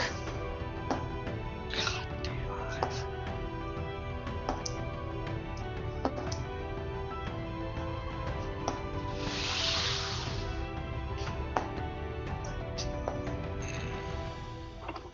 This ain't good. This is not good. What's half of 33? 17 to Ventus. 16. That's like 16 and a 16 half. and a half. Yeah. 16 and a half, and it's gonna. Oh yeah, it does round up, so it is 17. Yeah. All right. Alrighty. I'm still my hook. The hook in my grapple is still stuck in him, right? Now, at the beginning of every turn, you will have to do a wisdom save. Me? Yes, both of you Okay. will have to do a wisdom save at the beginning of your turn. If you fail the wisdom save, I want you to keep in mind, you guys are moving because he is flying. If you fail your wisdom save, you will be teleported back to where you initially got hit with it. Oh shit. No, I do have a question. Okay. Since I'm still dangling from my grapple, at the beginning of every turn, can I roll a D100 against Wait a minute, you wait a minute, to wait see a if I minute. can force him down, like I'm trying to pull him down at all? That's not going to work with you being dangling. Okay. Well, I'm trying. Because I'm swinging, right? Yeah, you're not going to have a whole lot of control there. I'm trying, bro. Now you can do strength checks to try to pull yourself up and then let go. Well, can I? Because it has a reel on it. Can I like back or something? Yeah, absolutely. All right. That's what I'll do. I guess at the beginning, I'll do it at the beginning of the turn. All right. Is I was Lon just still wondering. with us? What's up? Yeah, well, Is Lon still with us? yes.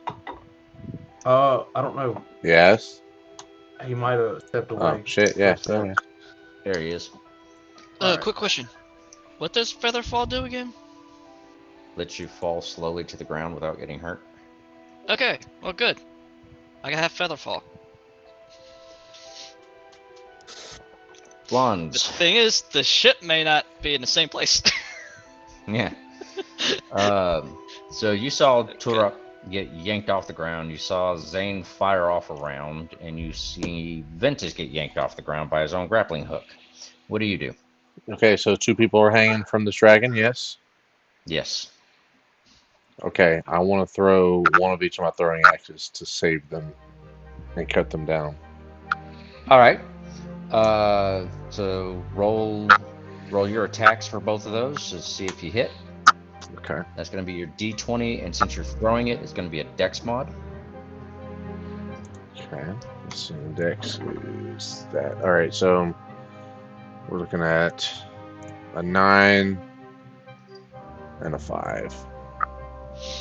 They both miss. Okay. But the return rune, so they come right back to my hand, so I still have them. All right. Zane, Yo. I need all 4 of you to roll your initiatives. 6. 6. All right.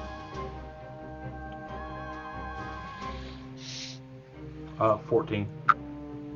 Okay. 8. Okay. Well, me and Aaron's got to roll. Oh, God. All right. D20 for the second roll, right? Yeah. I rolled 11. 19. All right. So it will go Ventus, then Zane, then the worm, and then Turok and Lons, and whatever else happens in between. Wait. Huh? No. Me and Zane both rolled an 8. Yeah. Then we just Zane, rolled and he goes before me. So how does he Yeah. go before Lons? Ventus, because Lons rolled. You go before Lons. So Lons I go is before last. the worm. Then No. I go before the worm. No. Did the worm roll an 8? Worm rolled a 10. So it's Ventus, Worm, Zane, me, then Lons. Correct? Oh, yeah. My bad. Okay, you said the worm. You said Zane, Worm, then I was me. looking I'm at like, the die. I only have the 4 die to represent you guys. okay. Okay, Kinda- so, Ventus, you're up first. All right, I'm gonna reel myself in and try to get close and attack. All right. So the reel end's going to use your movement. All right. Now, keep in mind, you're only going to be able to use one weapon. Because know. you're literally attached to this thing by your other arm. Right. So as I'm zipping up to him, Hmm.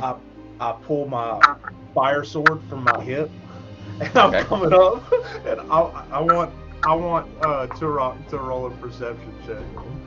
All right.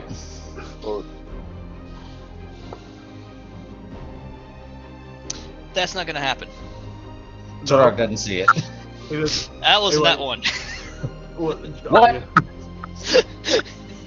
Uh, Turok currently is in a state of mind of, what is this ooze that's all over me? Yeah. Well, anyway, so as just to explain to y'all what's going on, I'm like starting to pick up speed as the coil is like reeling in on my grappling hook, and I got my sword. And then as I come up, as soon as I get close, I yank it out and grab onto his neck and swing myself around on his back. Okay. And, like as Hold I on. get up close. Hold on. You still got some So- athletic checks. That's If fine. you're gonna do that, then you're gonna have to do something completely different. That's fine. So you wouldn't be able to pull your sword if you're gonna try to pull yourself up, because Okay. that's gonna use up your other action. Okay, so that's gonna cost us an action. Yeah. So your first action is activating the pulley system. Okay, Your so that's second fine. action would be a grapple check to see if you're able to grab onto it to try to pull yourself up. Okay, that sounds good. I'll do that. So Okay. I don't pull my sword. I come up and then I'm gonna try to grapple onto it and get on its back. All right, give me a grapple check. That's going to be your D20 plus strength. All right. D20. All right. Sweet. Is it a strength save or strength modifier? No, it's a strength check. So Okay. you're just making sure that your DC is high enough to actually do it. I was just checking. Yeah. All right. That is 18 plus 3, 21. All right. So you managed to grab on to one of the scales and pull yourself up on top to actually release the grappling hook. Now Alright. now it is the worm's turn.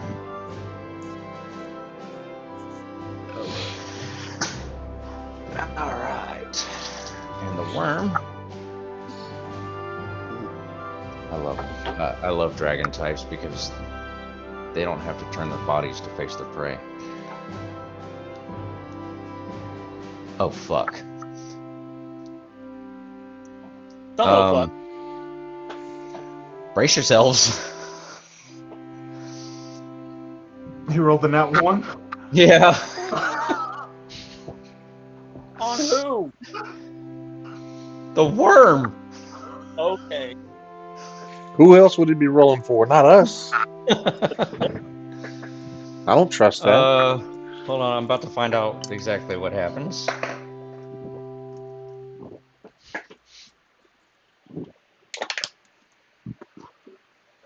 Oh fuck.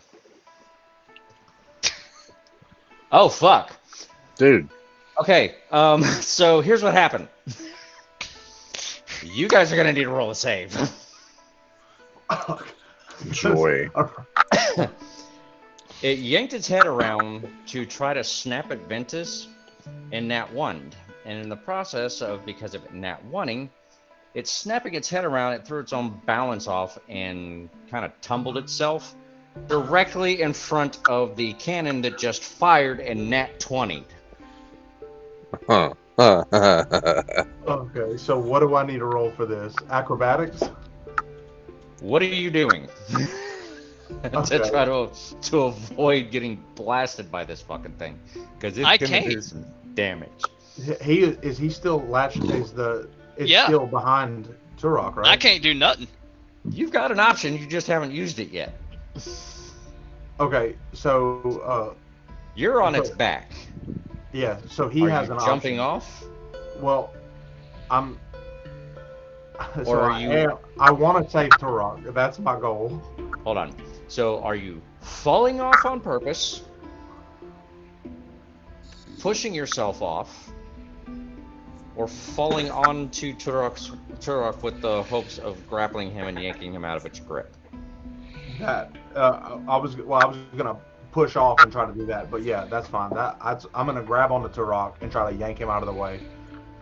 Okay, so here's what's happening. So you're going with the purposeful fall off. You're just letting go of the worm. Yeah. Okay. As you're falling, roll me a grapple check to see if you grab onto Turok. Oh shit. Okay.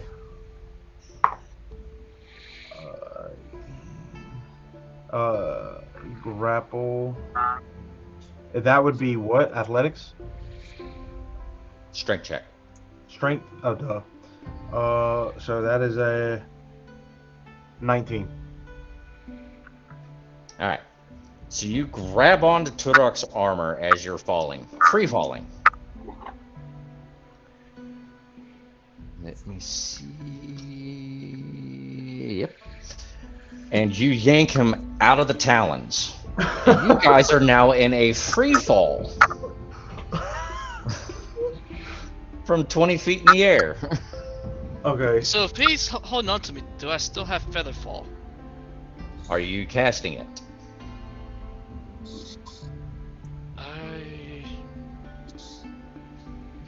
Was that something that we The said camera's I doing a can weird thing with cast? my eyebrows.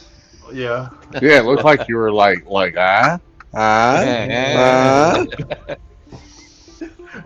So, Eli is the one who gave me Featherfall. Okay, and what does Featherfall do? What is the specifications of it? She said I fall slowly, but Okay. you didn't say anything about it being a spell or So anything. Featherfall is a spell, which means she gave you the rune, which means it's probably somewhere on your armor. So all you have to do is activate the rune, and you'll fall slowly to the ground. He's hanging on to Okay. you, so he will fall as slow as you are falling. Okay. I'm like, Turok, do Alright, something. alright. I tried to save you, but that's all I could do.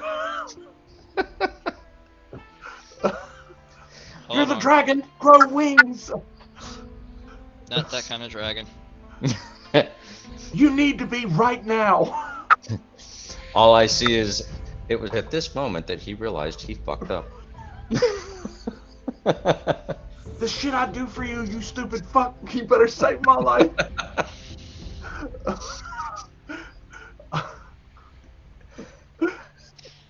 Okay, I don't want to remind him of, who got tricked into drinking that fucking jet fuel. Well, 20 feet is about Okay. 3 seconds of fall time, so... Yeah, so, anyways, I'm gonna go ahead and cast Featherfall. Okay, so you hit the Featherfall, and it slows Very your fall hurriedly. drastically. As you're falling, you see the shot hit the worm. Ventus or Zane and Lons, roll me a perception check to see if you see this happen. We're Mary Poppins, y'all. Yeah, Already 22. impressive. 22? Okay, you definitely see it happening. Thank God. 16. And you see it happen. So you guys, all of you see this thing just get blasted into absolute goo from being hit from less than 15 feet away from this cannon. Serves you right, a-hole. You guys are slowly falling to the deck, and you can feel the heat from the blast that came out of the barrel, and it's intense. I'm like, bro, I'm glad I came for you, bro. I'd be picking you up off the deck, man. As you're landing on the deck, you see Zane kind of staring at the barrel of his gun like, I can't believe I missed. And you see Lons I'm looking just- at you guys in absolute relief that you did get hit by that blast. We've I got am a gonna raid. hurriedly lip over the Zen and tell him, load the fucking health ammo and fix your shit.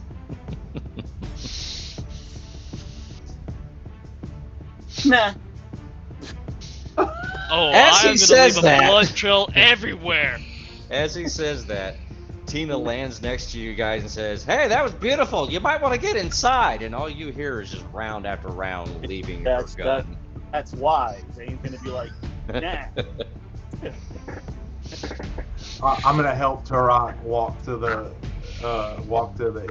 inside of the deck. Or Yeah, because you don't want me one leg hopping. I might bring the ship down. I'm like, come on, come on. Lons, what are you doing? We're being ushered inside. Yeah. Not necessarily ushered, just being told you might want to get inside. My barred ass is going inside. So you're beelining it for the door. I absolutely am. So as you guys begin to kind of half limp carry Turok Ow. Ow. Ow. towards the Ow. entrance, Ow. you see Lons just jet past you guys, straight towards the entrance. I'm right Sammy. behind him is the pilot. And then right behind him is me. Call me the blue blur. Thanks for the help, guys. Go The team. Yay. All the time you can hear Tina going, and 30, and 31, and 32, and 33, and 34, and 35. Oh shit, I missed. 35, 36, 30, 36. Damn it, sit down. 36. And then the doors shut behind you guys as you get inside. Once you're inside, you can still hear the main cannon getting fired off. And now, inside the main cabin of the Kaizoku, you guys can see people moving about frantically but organized. It looks like an organized chaos is happening inside of here as people are moving from spot to spot to set off other cannons. And you can hear the multiple other cannons going off around the cabin where you guys are in.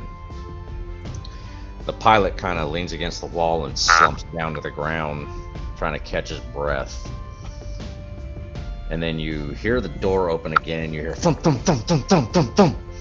And then it closes, and Tina turns around. She goes, "I'm out of ammo." I'm like, I'll get back to the armory and restock. He goes, problem. My ammo's back on the Sprite. And I look down at her and I'm like, you're telling me I don't have what you need on this ship? No. Okay, then get to the gunnery station on the bridge. Okay. And she drops her blunderbuss on the floor and just takes off on a trot, her equivalent of a run, towards the staircase that goes up above the main cabin. And you hear her, all you hear her do is go, "Yeah!" And you hear something get slapped, and you hear just this ba-boom! And you see this massive flash of light outside window from the cannon that she just fired. She slapped the red button. I look at Zane and say, "You hired her?" What? She's a good tech. Bro, look at the party he keeps. Okay, don't even start that. Look at us, man. No. They're the professional group. We're the not so professional group. Look, she's cool. Anyways, I'm gonna get myself to the medical ward and get this hole in my leg taken care of. Alright. Well, as you start to limp off to try to find something, there's another little male gnome that walks up to you, looks at your leg and goes, "What the?" And he looks at Zane and goes, "You missed?" Yeah, he did. And I'm gonna leave a blood trail all the way to the medical ward. He looks at you and goes, "The hell you are." And you see him pull a little piece of candy out of his pocket and shove it in the hole in your leg. You fucking weirdos and your candy, man. You stop bleeding almost instantly. And he goes, "Now you can go to the medical ward." Not bleeding Do you have on any my... more of those? No, not for you. Tracking blood on my clean floor. I just waxed. Blame Zane. I just look at Zane and I look at the gnome and I'm like, God damn it, so not fair. I have healing spells for everybody else, but none for myself. So not fair. Oh. Lonzo, give me a perception check.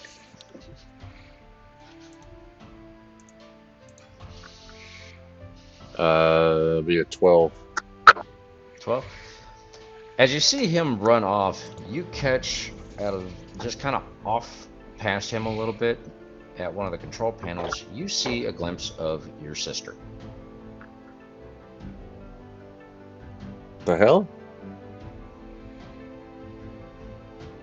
She's just on the control, just a picture of her. No, not a picture of her. You see a glimpse of her at the control panel. So she is physically at the panel. Yes. Holy shit. Maria, right? Mm-hmm. What the fuck is she doing here? You say that out loud? I do. And I'm staring at Zane. And I look at him and I'm like, look, she's a good tech. God damn it.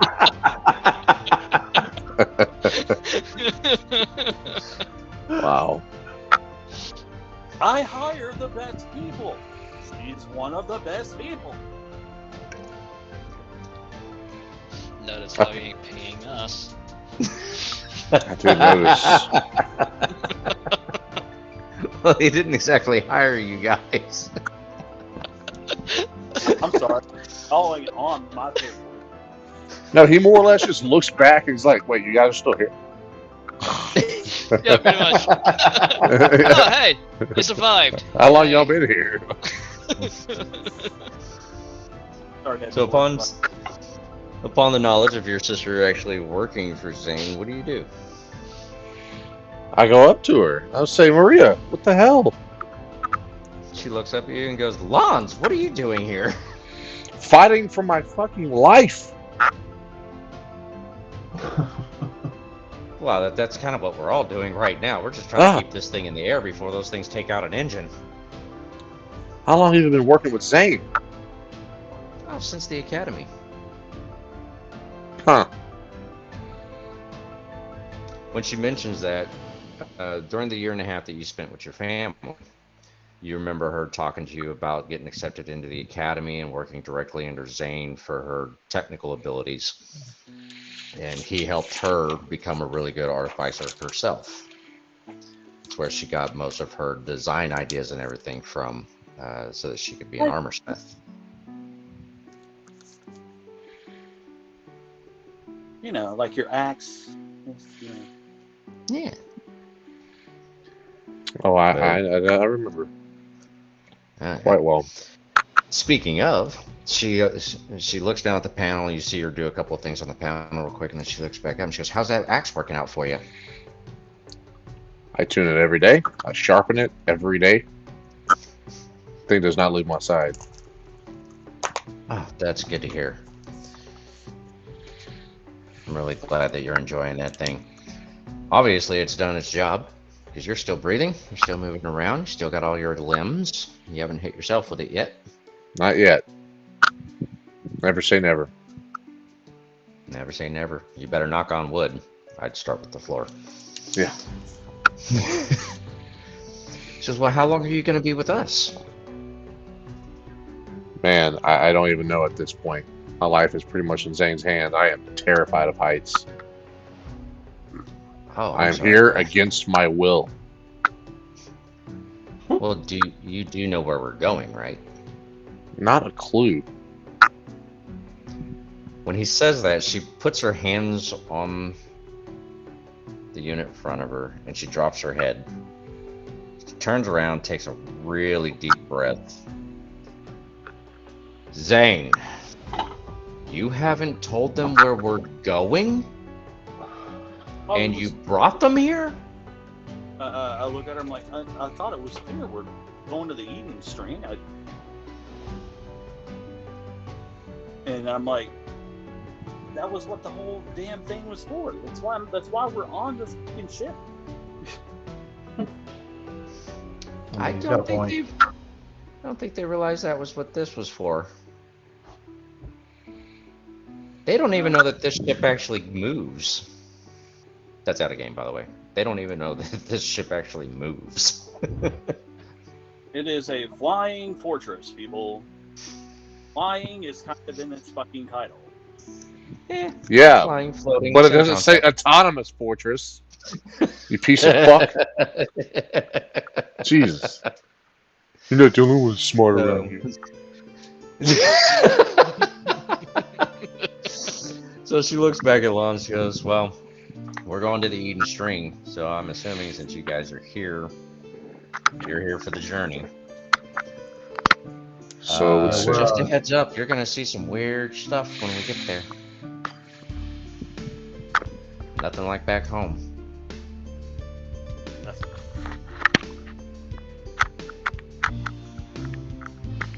She goes, "Is Ventus with you?" Yeah, I'm of here. course he is.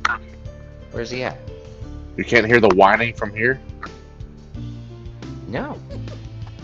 He's here somewhere. She starts looking around, and then she notices you, Ventus. Do I notice her? You do notice her. I She go, gives you a wave.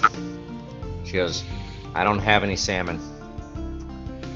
It's all good. I'm starting to miss it. Not out of salmon, we just didn't have enough back at the ridge to be able to actually stock up for decent supply here without running the village dry. It's okay. It's okay. I'll have it when I get back. It'll be a good reward. Fair enough, and she kind of nods her head a little bit, like, if we get back. And goes back to doing what she was doing. Says, Lons, it's good to see you, brother. Likewise, sister.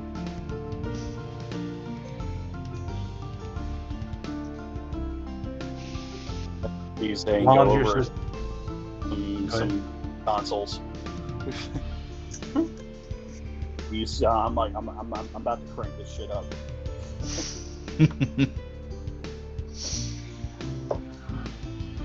Alright, so you guys see Lons head over to the consoles, and you can see him hitting knobs and buttons and switches, and Lance? while he's doing that, I mean, Lon? Zane? Zane, I'm sorry.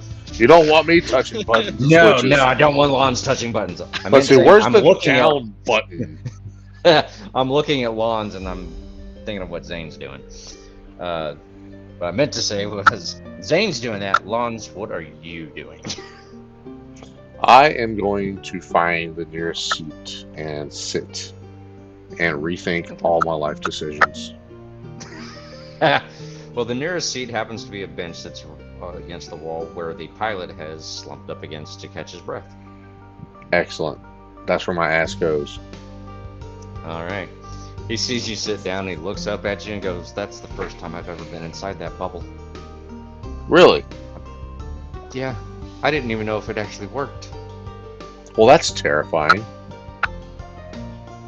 And you see him look down and he takes a deep breath and goes, looks back at you and goes, "I'm pretty sure I shit myself." Explains the smell. Sent you Yep, Okay. I see it. Okay. All of you suddenly hear just a much louder, more intense "Vavoom! Vavoom! Vavoom!" What is that coming from all the noise? cannons. Did you say that out loud? Yeah, what is that noise? Dang. Nah, I'll go over and I'm like, I just increased the power draw and at the targeting accuracy for the cannons. We are now going to get ourselves out of these fucking woods. After And when about I- 6 more of these big bursts, you guys physically feel the ship jerk and start moving. Did you just use the cannons to push the fortress? No. That's actually just the engines kicking on. Okay. Well, I was like, man, that's genius.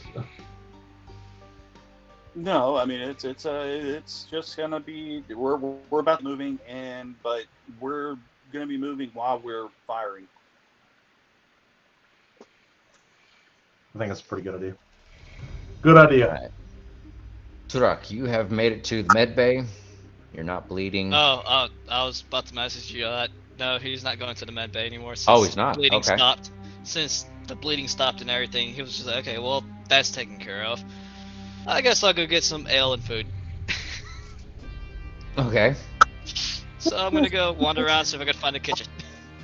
Well, while you're wandering around, you do Hungry sir. see you see a lizard folk come walking down the hallway, and he's just chowing down on what looks like a roasted leg of some sort.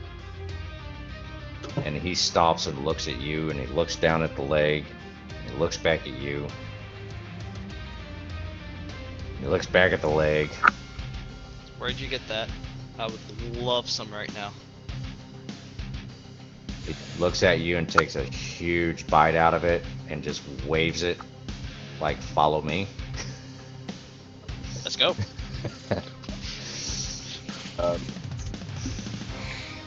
He takes you all the way. He takes you a ways into the ship. Like you guys are walking through hallways and down several staircases. And A about galley. 5 minutes, and he walks you into this massive open area that's just, it looks like a giant military style mess hall. You can see all the tables lined out with bench seats. You can see machines along the wall that are dispensing drinks. Down one side of it has all kinds of different foods out on display that you can literally just go grab a plate and put food. Takes another big bite out of the leg and goes, "Eat up." And he goes, Thank you, good looks sir. around and he goes, "I was going to go to my room and eat this, but I guess I'm just going to sit down and eat." Walks over to the sorry. table, sits down, and starts chomping away. I'm sorry to bother you and make you do that. That's on me, but thank you. I'm going to get some food and some ale. All right. Ventus, what are you doing? I am going to find the largest barrel of water that I can because I was so stressed out. I'm just gonna try to drink as much water as I possibly can. Okay. Well, you see a lizard folk chomping on a leg, and he's looking at Turok and looking down at it. And you see him wave Turok with the leg that he's eating on to follow him, and you proceed to follow them in that direction, assuming that he's going somewhere where there might be food and drink.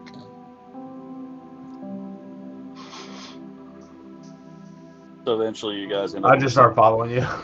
Okay. So you follow them. By the time you get down the last staircase and into the open hall, you already see Turok over by the food, and he's filling up a plate. You can see the machines on the wall that are dispensing the drinks and everything. You can tell that there's quite a few people down here. Some of them look to be soldier-like. Some of them are techs. Some of them look like they would work in a library. Some of them look like they work on potions and runes.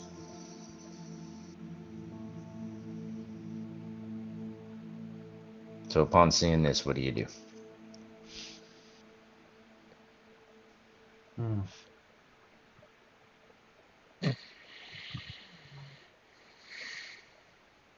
I'm gonna walk up and ask about the potions, and I'm gonna say, "What you making?" This female elf looks up at you and goes, "Probably a number 1 followed by a number 2 with this meal." A meal? She goes, "Yeah, food goes in the stomach. Stomach has acid. Digests food. You pee, you poop." Okay, well, you have it that. Yeah. He's not really making anything. Just It's all you. It's all you. You know what? I'm not even hungry anymore. I'm gonna go. You're gonna go. As you go to walk away, she goes, "Hold on." She goes, I'm guessing you assumed by my uniform that I'm a potion maker. Yeah. What kind of potions are you looking for? I'm looking for. Well, first off, what do you got? But I mean, I'm looking for health potions, but. She reaches down into the satchel that she has hanging off of her back, and she pulls out a handful of little vials that are about 4 inches tall, about a ½ inch around. They're plugged and wax sealed, sets them on the table, and she goes, "There's 6 of them." All right, how much do I owe you? She looks at them, she looks at you, and she goes, "Dinner." Bet. I just say, all right, dinner it is. My name's Elaine, by the way. I'm I almost said I'm Ryan. I'm Vincent. I am Ventus. It is such a pleasure. Yes, it is. Hope those work out for you, and I'll see you at dinner time. She stands up, picks up her plate, looks you up and down. She goes, "A few hours." and walks off.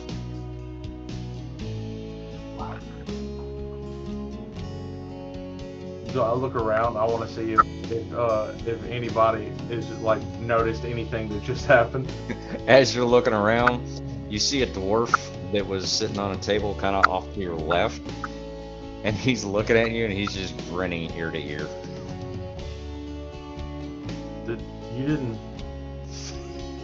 Yeah. And you see an elf dude off to the other side. He's giving you guys something. He just shakes his head, yep, as he takes a drink out of his mug. And I just reach down and start putting the health potions in my bag. Raises his glass, takes another drink, and goes right back to his meal. So I'm adding 6 health potions to my inventory. Yeah. Alright, Lons. So you're sitting there on the bench, you're relaxing.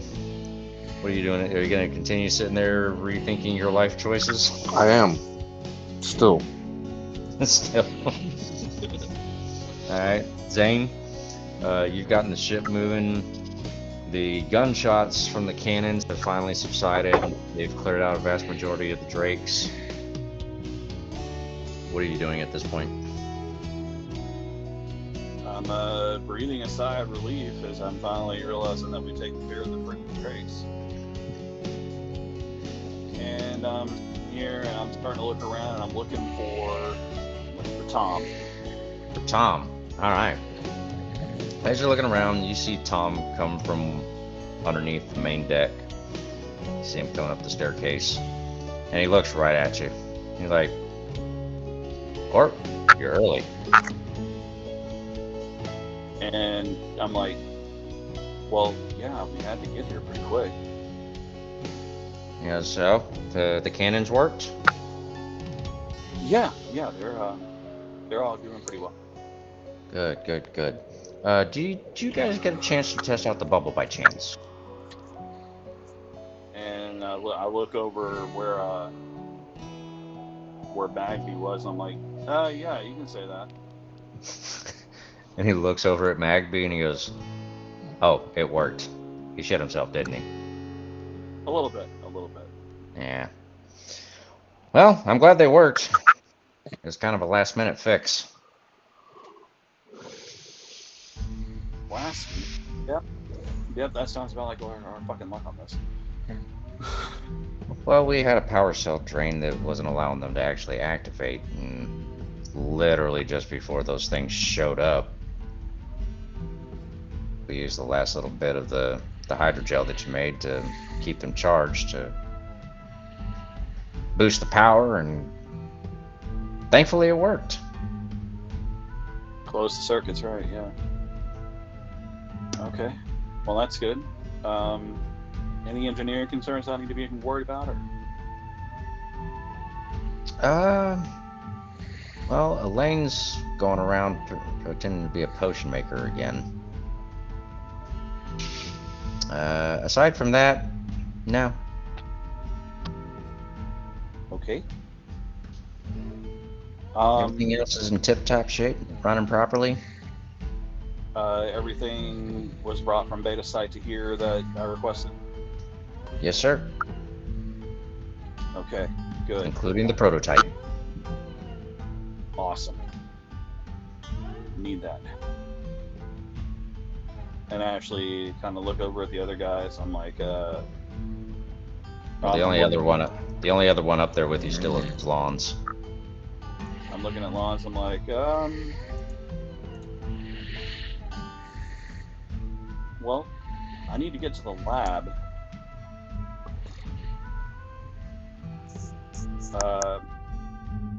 There's some stuff that I'm gonna have to show you guys.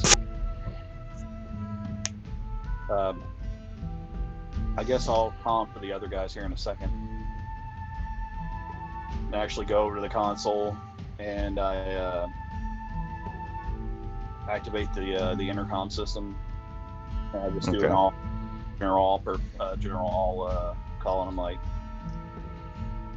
like, would Victus and Turok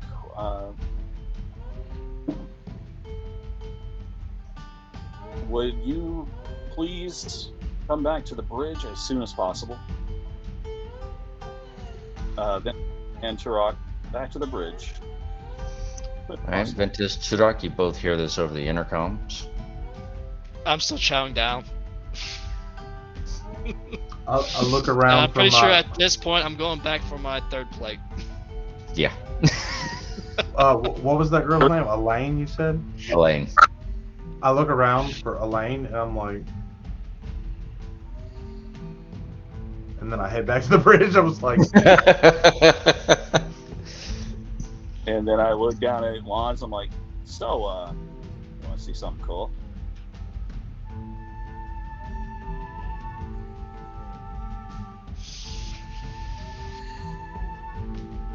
oh, Lance.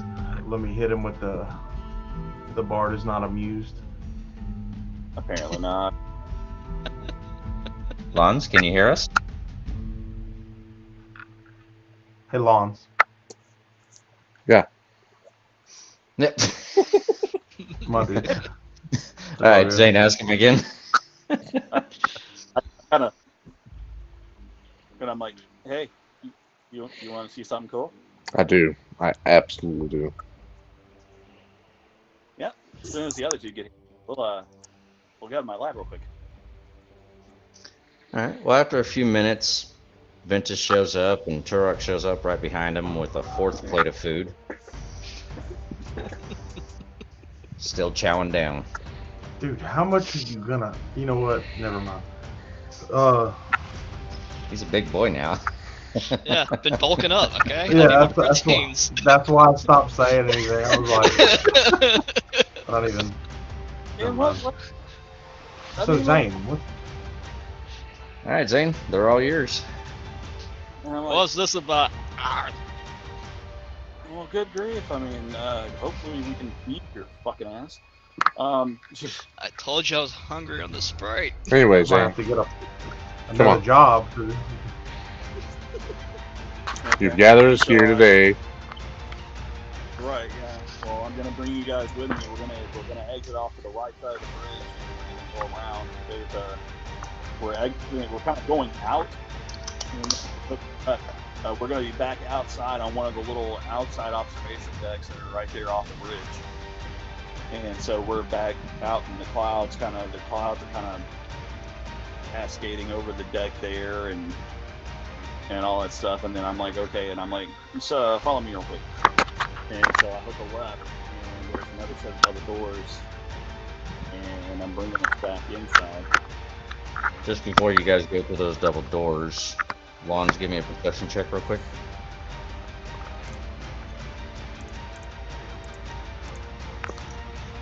Uh, 17. Out of the corner of your eye, you see Tina out walking along the main deck, and she's picking up parts of the worms. And she looks like she's almost giddy about it every time she picks up a limb or a wing or a tooth. Oh, is she gonna be making some dragon guns with dragon parts? You never know. I Alright, want so mine to Zane, squeak. you want your squeak? Alright, Zane, you lead them through the double doors, Yep. and they're yours again. Alright. So then heading in there, I make sure that I turn on the main switch to the lights in the lab. Lights all power on. There's several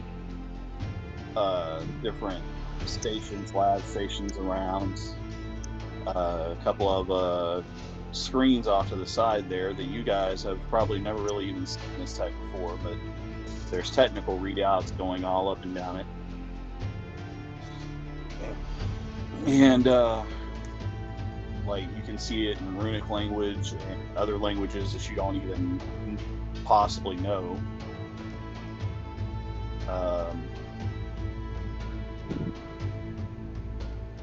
And Zane kind of walks you guys over to the first table,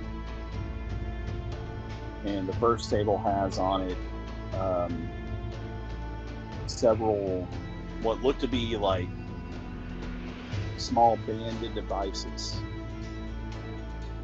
And they have 2 little dials on each one that are about, coin sized. And I look at you guys, I'm like, so I'm fixing our comm issues. So that way we can talk to each other while we're in the field. Oh, nice. And I'm like, so these are going to be what I like to call throat mics. You put the collar around your neck, and whenever you get ready to talk, you just put your fingers on the nodes, like as they're right next to your throat, and what you need to be able to talk into it. And we are all going to be on the same channel. Yeah, it's going to be kind of like a little thing where you can touch on both sides of your neck. And then I say the range is actually really good, as long as it stays within the range of the centralized unit, which is basically going to be located right here. And I walk you guys over to the next table. And on the next table is an arm, a mechanical arm that looks a whole lot like mine. And I'm gonna be like, so yeah, basically, and I reach up and I slide my jacket off, and so like you see my arm, and I'm like, so been working on a lot of stuff in the meanwhile, and I've actually come across some tech that's going to be able to enhance my abilities, and also it'll give me the ability to withstand anti-rune technology, and it also has transceivers in there to where it's basically going to allow us to stay in contact. Also, I have a couple of things I'm going to show you, and then I just kind of reach up, and I reach under my arm, and I do this little. You see me move my hand around like a couple of times, and then like I just yank my arm off. That's a neat funny trick. Nice. And I'm just sitting there, and I'm holding the arm in one hand. I'm like, so this thing's probably gonna go in a museum. I instantly step back out of this reach of him extending that arm and slapping me with it. And I look over at Turok, like, you're learning. And I set that arm down on the counter, and then I grab the other one up, and I reach up and I just put it back in there, and I'm like, and I put it in. I'm like, oh, that never feels any better the second time around. That's awesome. And you see me kind of twist and flex my hand and everything, and then like within a couple of seconds, I kind of reach up, and then I kind of jerk my arm like this, and on my forearm there's this small little disc that pops up, and then from out of it radiates a kind of like a small purple shield. And I'm like, so this is new. And I'm like,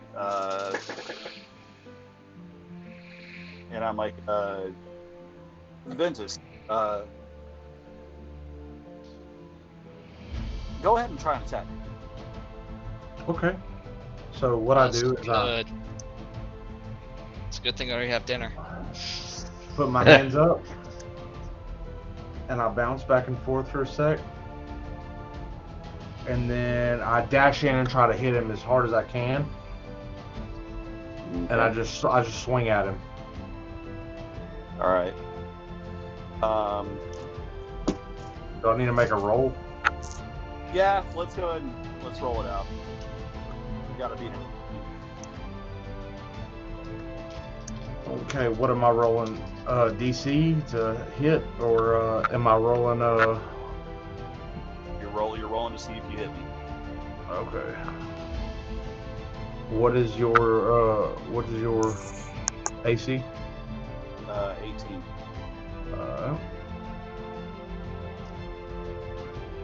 Okay. 16. I do hit. 16 plus 7. All right, cool. That's actually gonna be good because so you're gonna hit me, and as you hit me, I'm gonna take the damage, right? So I'm gonna be like, boom. But then, like immediately after that, you're gonna see me sweep my arm up, and I'm gonna contact you with that impact with that purple shield. As soon as it hits you, it knocks you back 15 feet. Yo, that's sick. So I'm like, it's a repulsor shield. Bro, that's awesome. And I'm like, on top of that, I can actually cast all of my high level spells now out of the same arm. And I reach over to Turok, and I just place my hand on him, and I do the third level cure wounds. So he actually gets back. Let me see.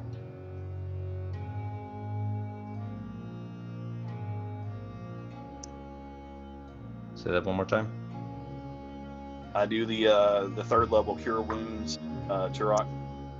Okay. For 26 points of damage that I just healed him for.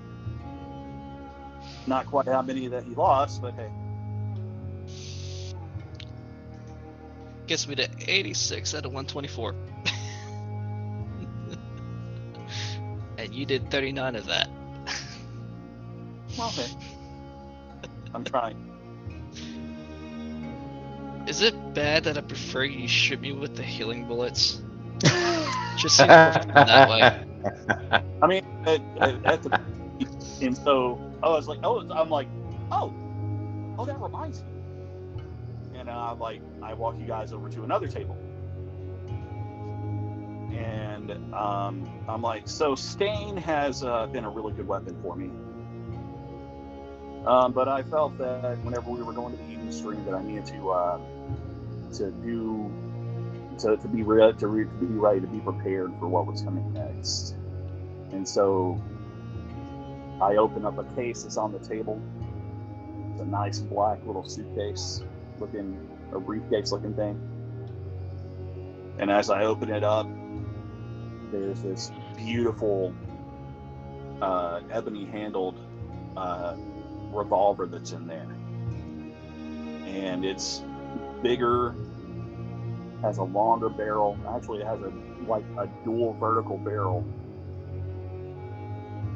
on that. It's about 14 inches long, and has a 8-shot cylinder on it, just like Stain does. I'm like, and I pick it up and I kind of, do the point down the arm, and I'm like looking down the barrel, and then you see me roll the cylinder near the cylinder, and I'm like, so I'm taking to calling this Void Breaker.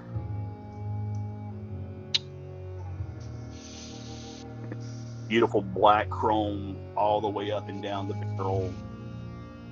You guys see like purple inscribed runes up and down the barrel itself and all that stuff. And I'm like, I've done the repeating shot infusion on this thing. Gives me a little better accuracy and a little better damage on it. Like there's larger caliber bullets, and also I've got my level 3 bullets that I've made for these things. So this is going to be hopefully a very nice addition to the armory. And so like whenever I said, oh, the healing bullets, and then I reach inside and I grab out one of the quick loaders, and it's the green one, and I pop the cylinder, and the cylinder pops kind of out of the side of the thing, and it's just kind of like that, just at that angle. And you see me quick load the healing bullets, pull back, and then I slap it back in, and then I just kind of pull the trigger, and I'm like, "You ready?" Yeah. Let's do it. So then I pull the trigger and fire the thing right at him. And what it does is it does 2 of the bullets at the same time. So double mint gum, double the fun. Right. So does that mean you roll, whenever you roll how much it heals, do you roll 2 dice instead of 1? I roll twice the spell power for it. That's sick, dude. Same if the spell does damage. Yep. Yeah. Spell does Badass. damage. Time multiply anything. Basically, it does 2d8 plus the normal hit damage for the gun, like the bullet itself, which that's only if it has a damaging bullet, and it does the spell damage on top of that for shots, because it fires 2 shots at one time. It's basically a multi-attack without, rolling to attack the second time. Yeah. Right. So basically, I get 2 attacks at the deal, but like each one does like 1d8 damage. Anyways, and that'll heal you for 31 more. Just off that one shot. That's Ooh, awesome. that feels a lot better. Oh, I just want to take this moment and say my health is at 117. Spartan 117.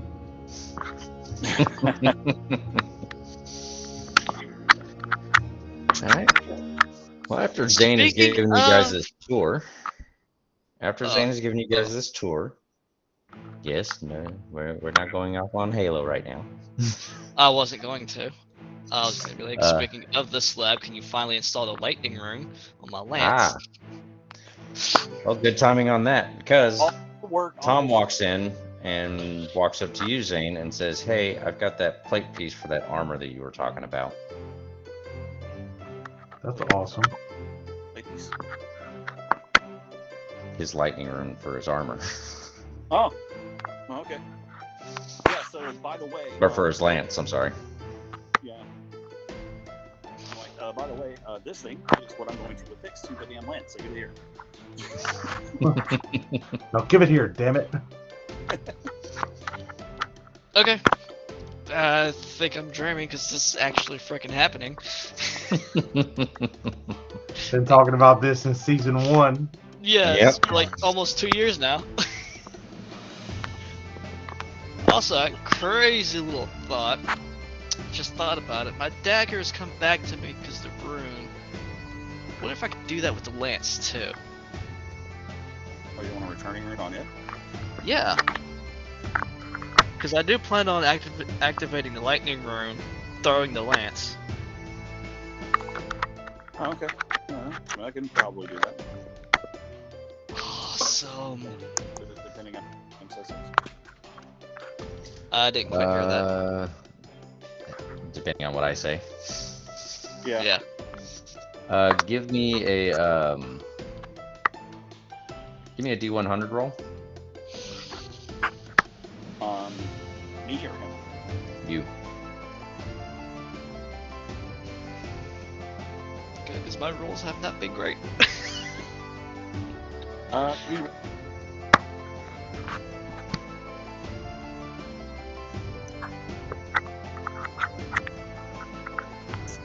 was an 81. that'll do it. You're able to get that return room done as well. So the lightning rune that he just affixed to your lance, it's called a Chaos Bolt. It does 2d8 plus 1d6 for damage. Upon a hit, pick one of the d8s, and you'll be able to. I'll have to send you the.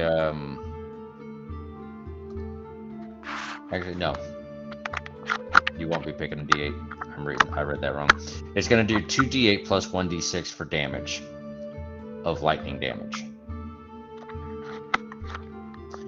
Now, if that's the part I was trying to look for. If both of the d8s read the same number, it's double the damage.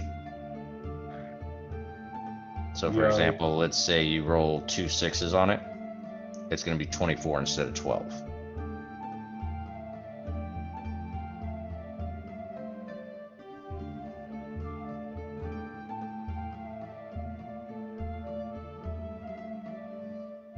Even if you roll 2 1s on the 2 d8s, it'll be double the damage. That move could be called Lightning Strike twice. Writing that down. So it's 2d8 plus 1d6? Yes. Alright, and if the d8s have the same numbers, it's double damage. Yes, it's double whatever that total is. The total of the d8s is doubled. Alright.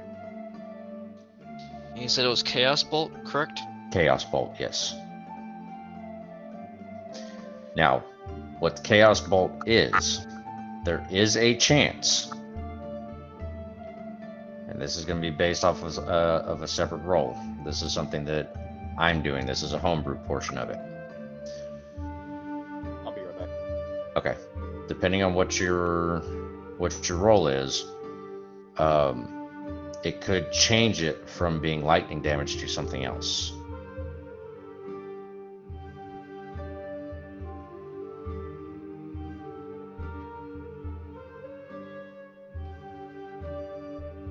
So my only warning to you is don't roll double ones. I'm gonna put that in all caps. Don't roll double one. Don't roll snake eyes. Yep.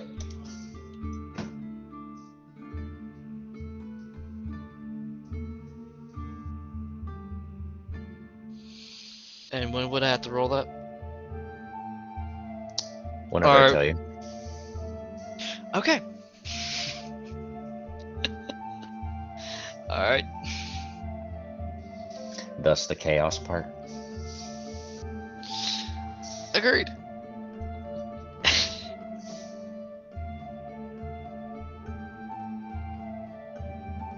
Alright, so I'm gonna do that.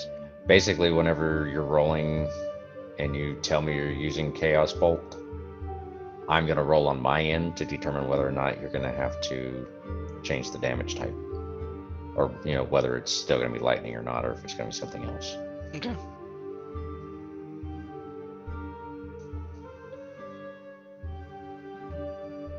Then as soon as Lons and Zane get back,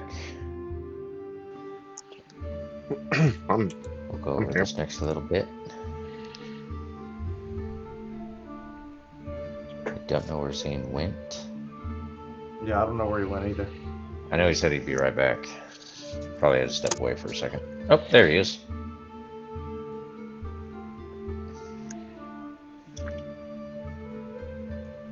Yeah, my charger was having trouble. Ah. Down to 2%, so I didn't want to. Yeah. All right. So now that Zane has given you guys the tour, showing you some of the new toys that he's created, giving you a chance to see what he can actually do just in this portion of the ship. Tom has come back into the chamber again and informed you it's going to be about 2.5 days, maybe just a solid 2 for us to get to Eden String since you cranked up the power output. Everything's holding steady, so it looks like we're not going to have any issues. And I look at him and I'm like, let's bring back the power draw. I don't want to push the ship too much. Okay. I want to make sure that we're ready in case it happens. Okay. I'll drop it back about 20%. That work? Yeah, just something to kind of make sure that we keep everything level. I don't want to push the engines too much, without knowing exactly how much they can do. Not a problem. He looks down, you see him jot something down on his clipboard. He looks back up at you and goes, by the way, the rematch for that card game's tonight. You're expected to be there. Turns around and walks out. The rematch for the card game. It's gambling time. And that, gentlemen, is where we're going to end tonight's stream. Right on. Very nice. Awesome. Yeah, so are we back at it next Wednesday? Next Wednesday. Yep. Sounds good. So I'm gonna make a little plug here before we wrap it up. Cyphicon in Lake Charles is happening this week. And, Yes, it's this weekend. Yep, and my band is playing Friday. I will be there Friday. Nice. Also, if you don't mind me doing this, since you're doing that plug, so the D100 that I showed you from Level 1 Gaming, Yeah. the guys from Level 1 Gaming are doing an after party at Mellow Mushroom Saturday night from 8 to 11. We're actually extending our hours till 11 o'clock instead of the usual 10. So anybody that's going to the con that wants to go to their after party, check out the flyer. It's going to be posted up on the Mellow Mushroom site, I think, tomorrow on Facebook. Oh, sick. So Yeah, that's I'll be at the con Friday, so I'll get to see the band play, and then Saturday night I'm off, but I'll still be up there mingling with everybody. So hopefully anybody that's in Lake Charles watching the stream will get a chance to hang out with them and maybe even chat with them a little bit about the stream. And I'll be there as well. Hell yeah, Oh, awesome. That'll be sick. Also, my band has merch, and our merch booth is going to be set up by the stage upstairs. I don't know what time we're playing yet. Garrett has yet to say anything, but we're definitely playing. It'll be our first show ever with me. So Hell yeah. Oh, by the way, Ventus Lawns, you guys are going to want to come to the after party because they're doing a Mario Kart tournament on the projector. Sweet. Yeah. Finally, next Friday, which will be Good Friday, I will be throwing my my once a month Smash tournament here at the house. So I'll be Nice. streaming that live as always. It's usually on Saturdays, but we had a bachelor party happening on Saturday that everybody's gonna miss out, so we moved it to Friday. So definitely don't miss that. yeah, if y'all can tune in. If y'all happen to come by here, I wanna believe that anybody that searches my profile while you're streaming, it gets sent directly to yours. Yep. So if for some reason you forget twitch.com or twitch.tv/GoHex, you can just come here and it'll send you directly to his stream. Either way, just want to say thank you guys so much for coming. Glad everybody got to plug something. We will be back next Wednesday for episode 4 of Journey to Astera, and we look forward to seeing you again. Yeah. In a perfect world. And in a perfect world. Is that No technical difficulties next week. That's what we're gonna name the episode, In a Perfect World. In a perfect world or an inappropriate world? Either. Inappropriate world. Both is good. An inappropriate perfect world.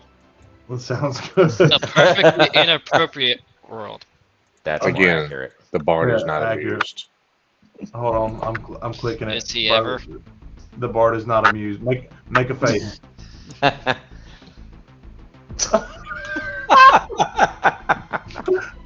Dude, I have so many.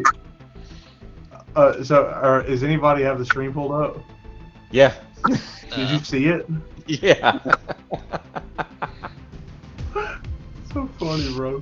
Yeah, perfect. Yeah, sounds good though. But yeah, we'll see y'all next Wednesday for sure.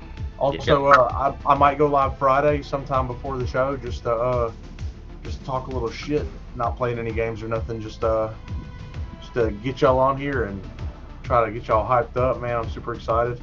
Yeah, we'll see y'all next Wednesday for sure. And y'all have a good night, guys. All right, guys. See you later. Bye-bye. Bye bye. Where's the ending? Where's the end screen? Somewhere. Oh, wait. No. No, here it is. Ha! Bye bye! Bye-bye. Okay, I ended it. That's so funny, dude. That was a fun stream. Yeah.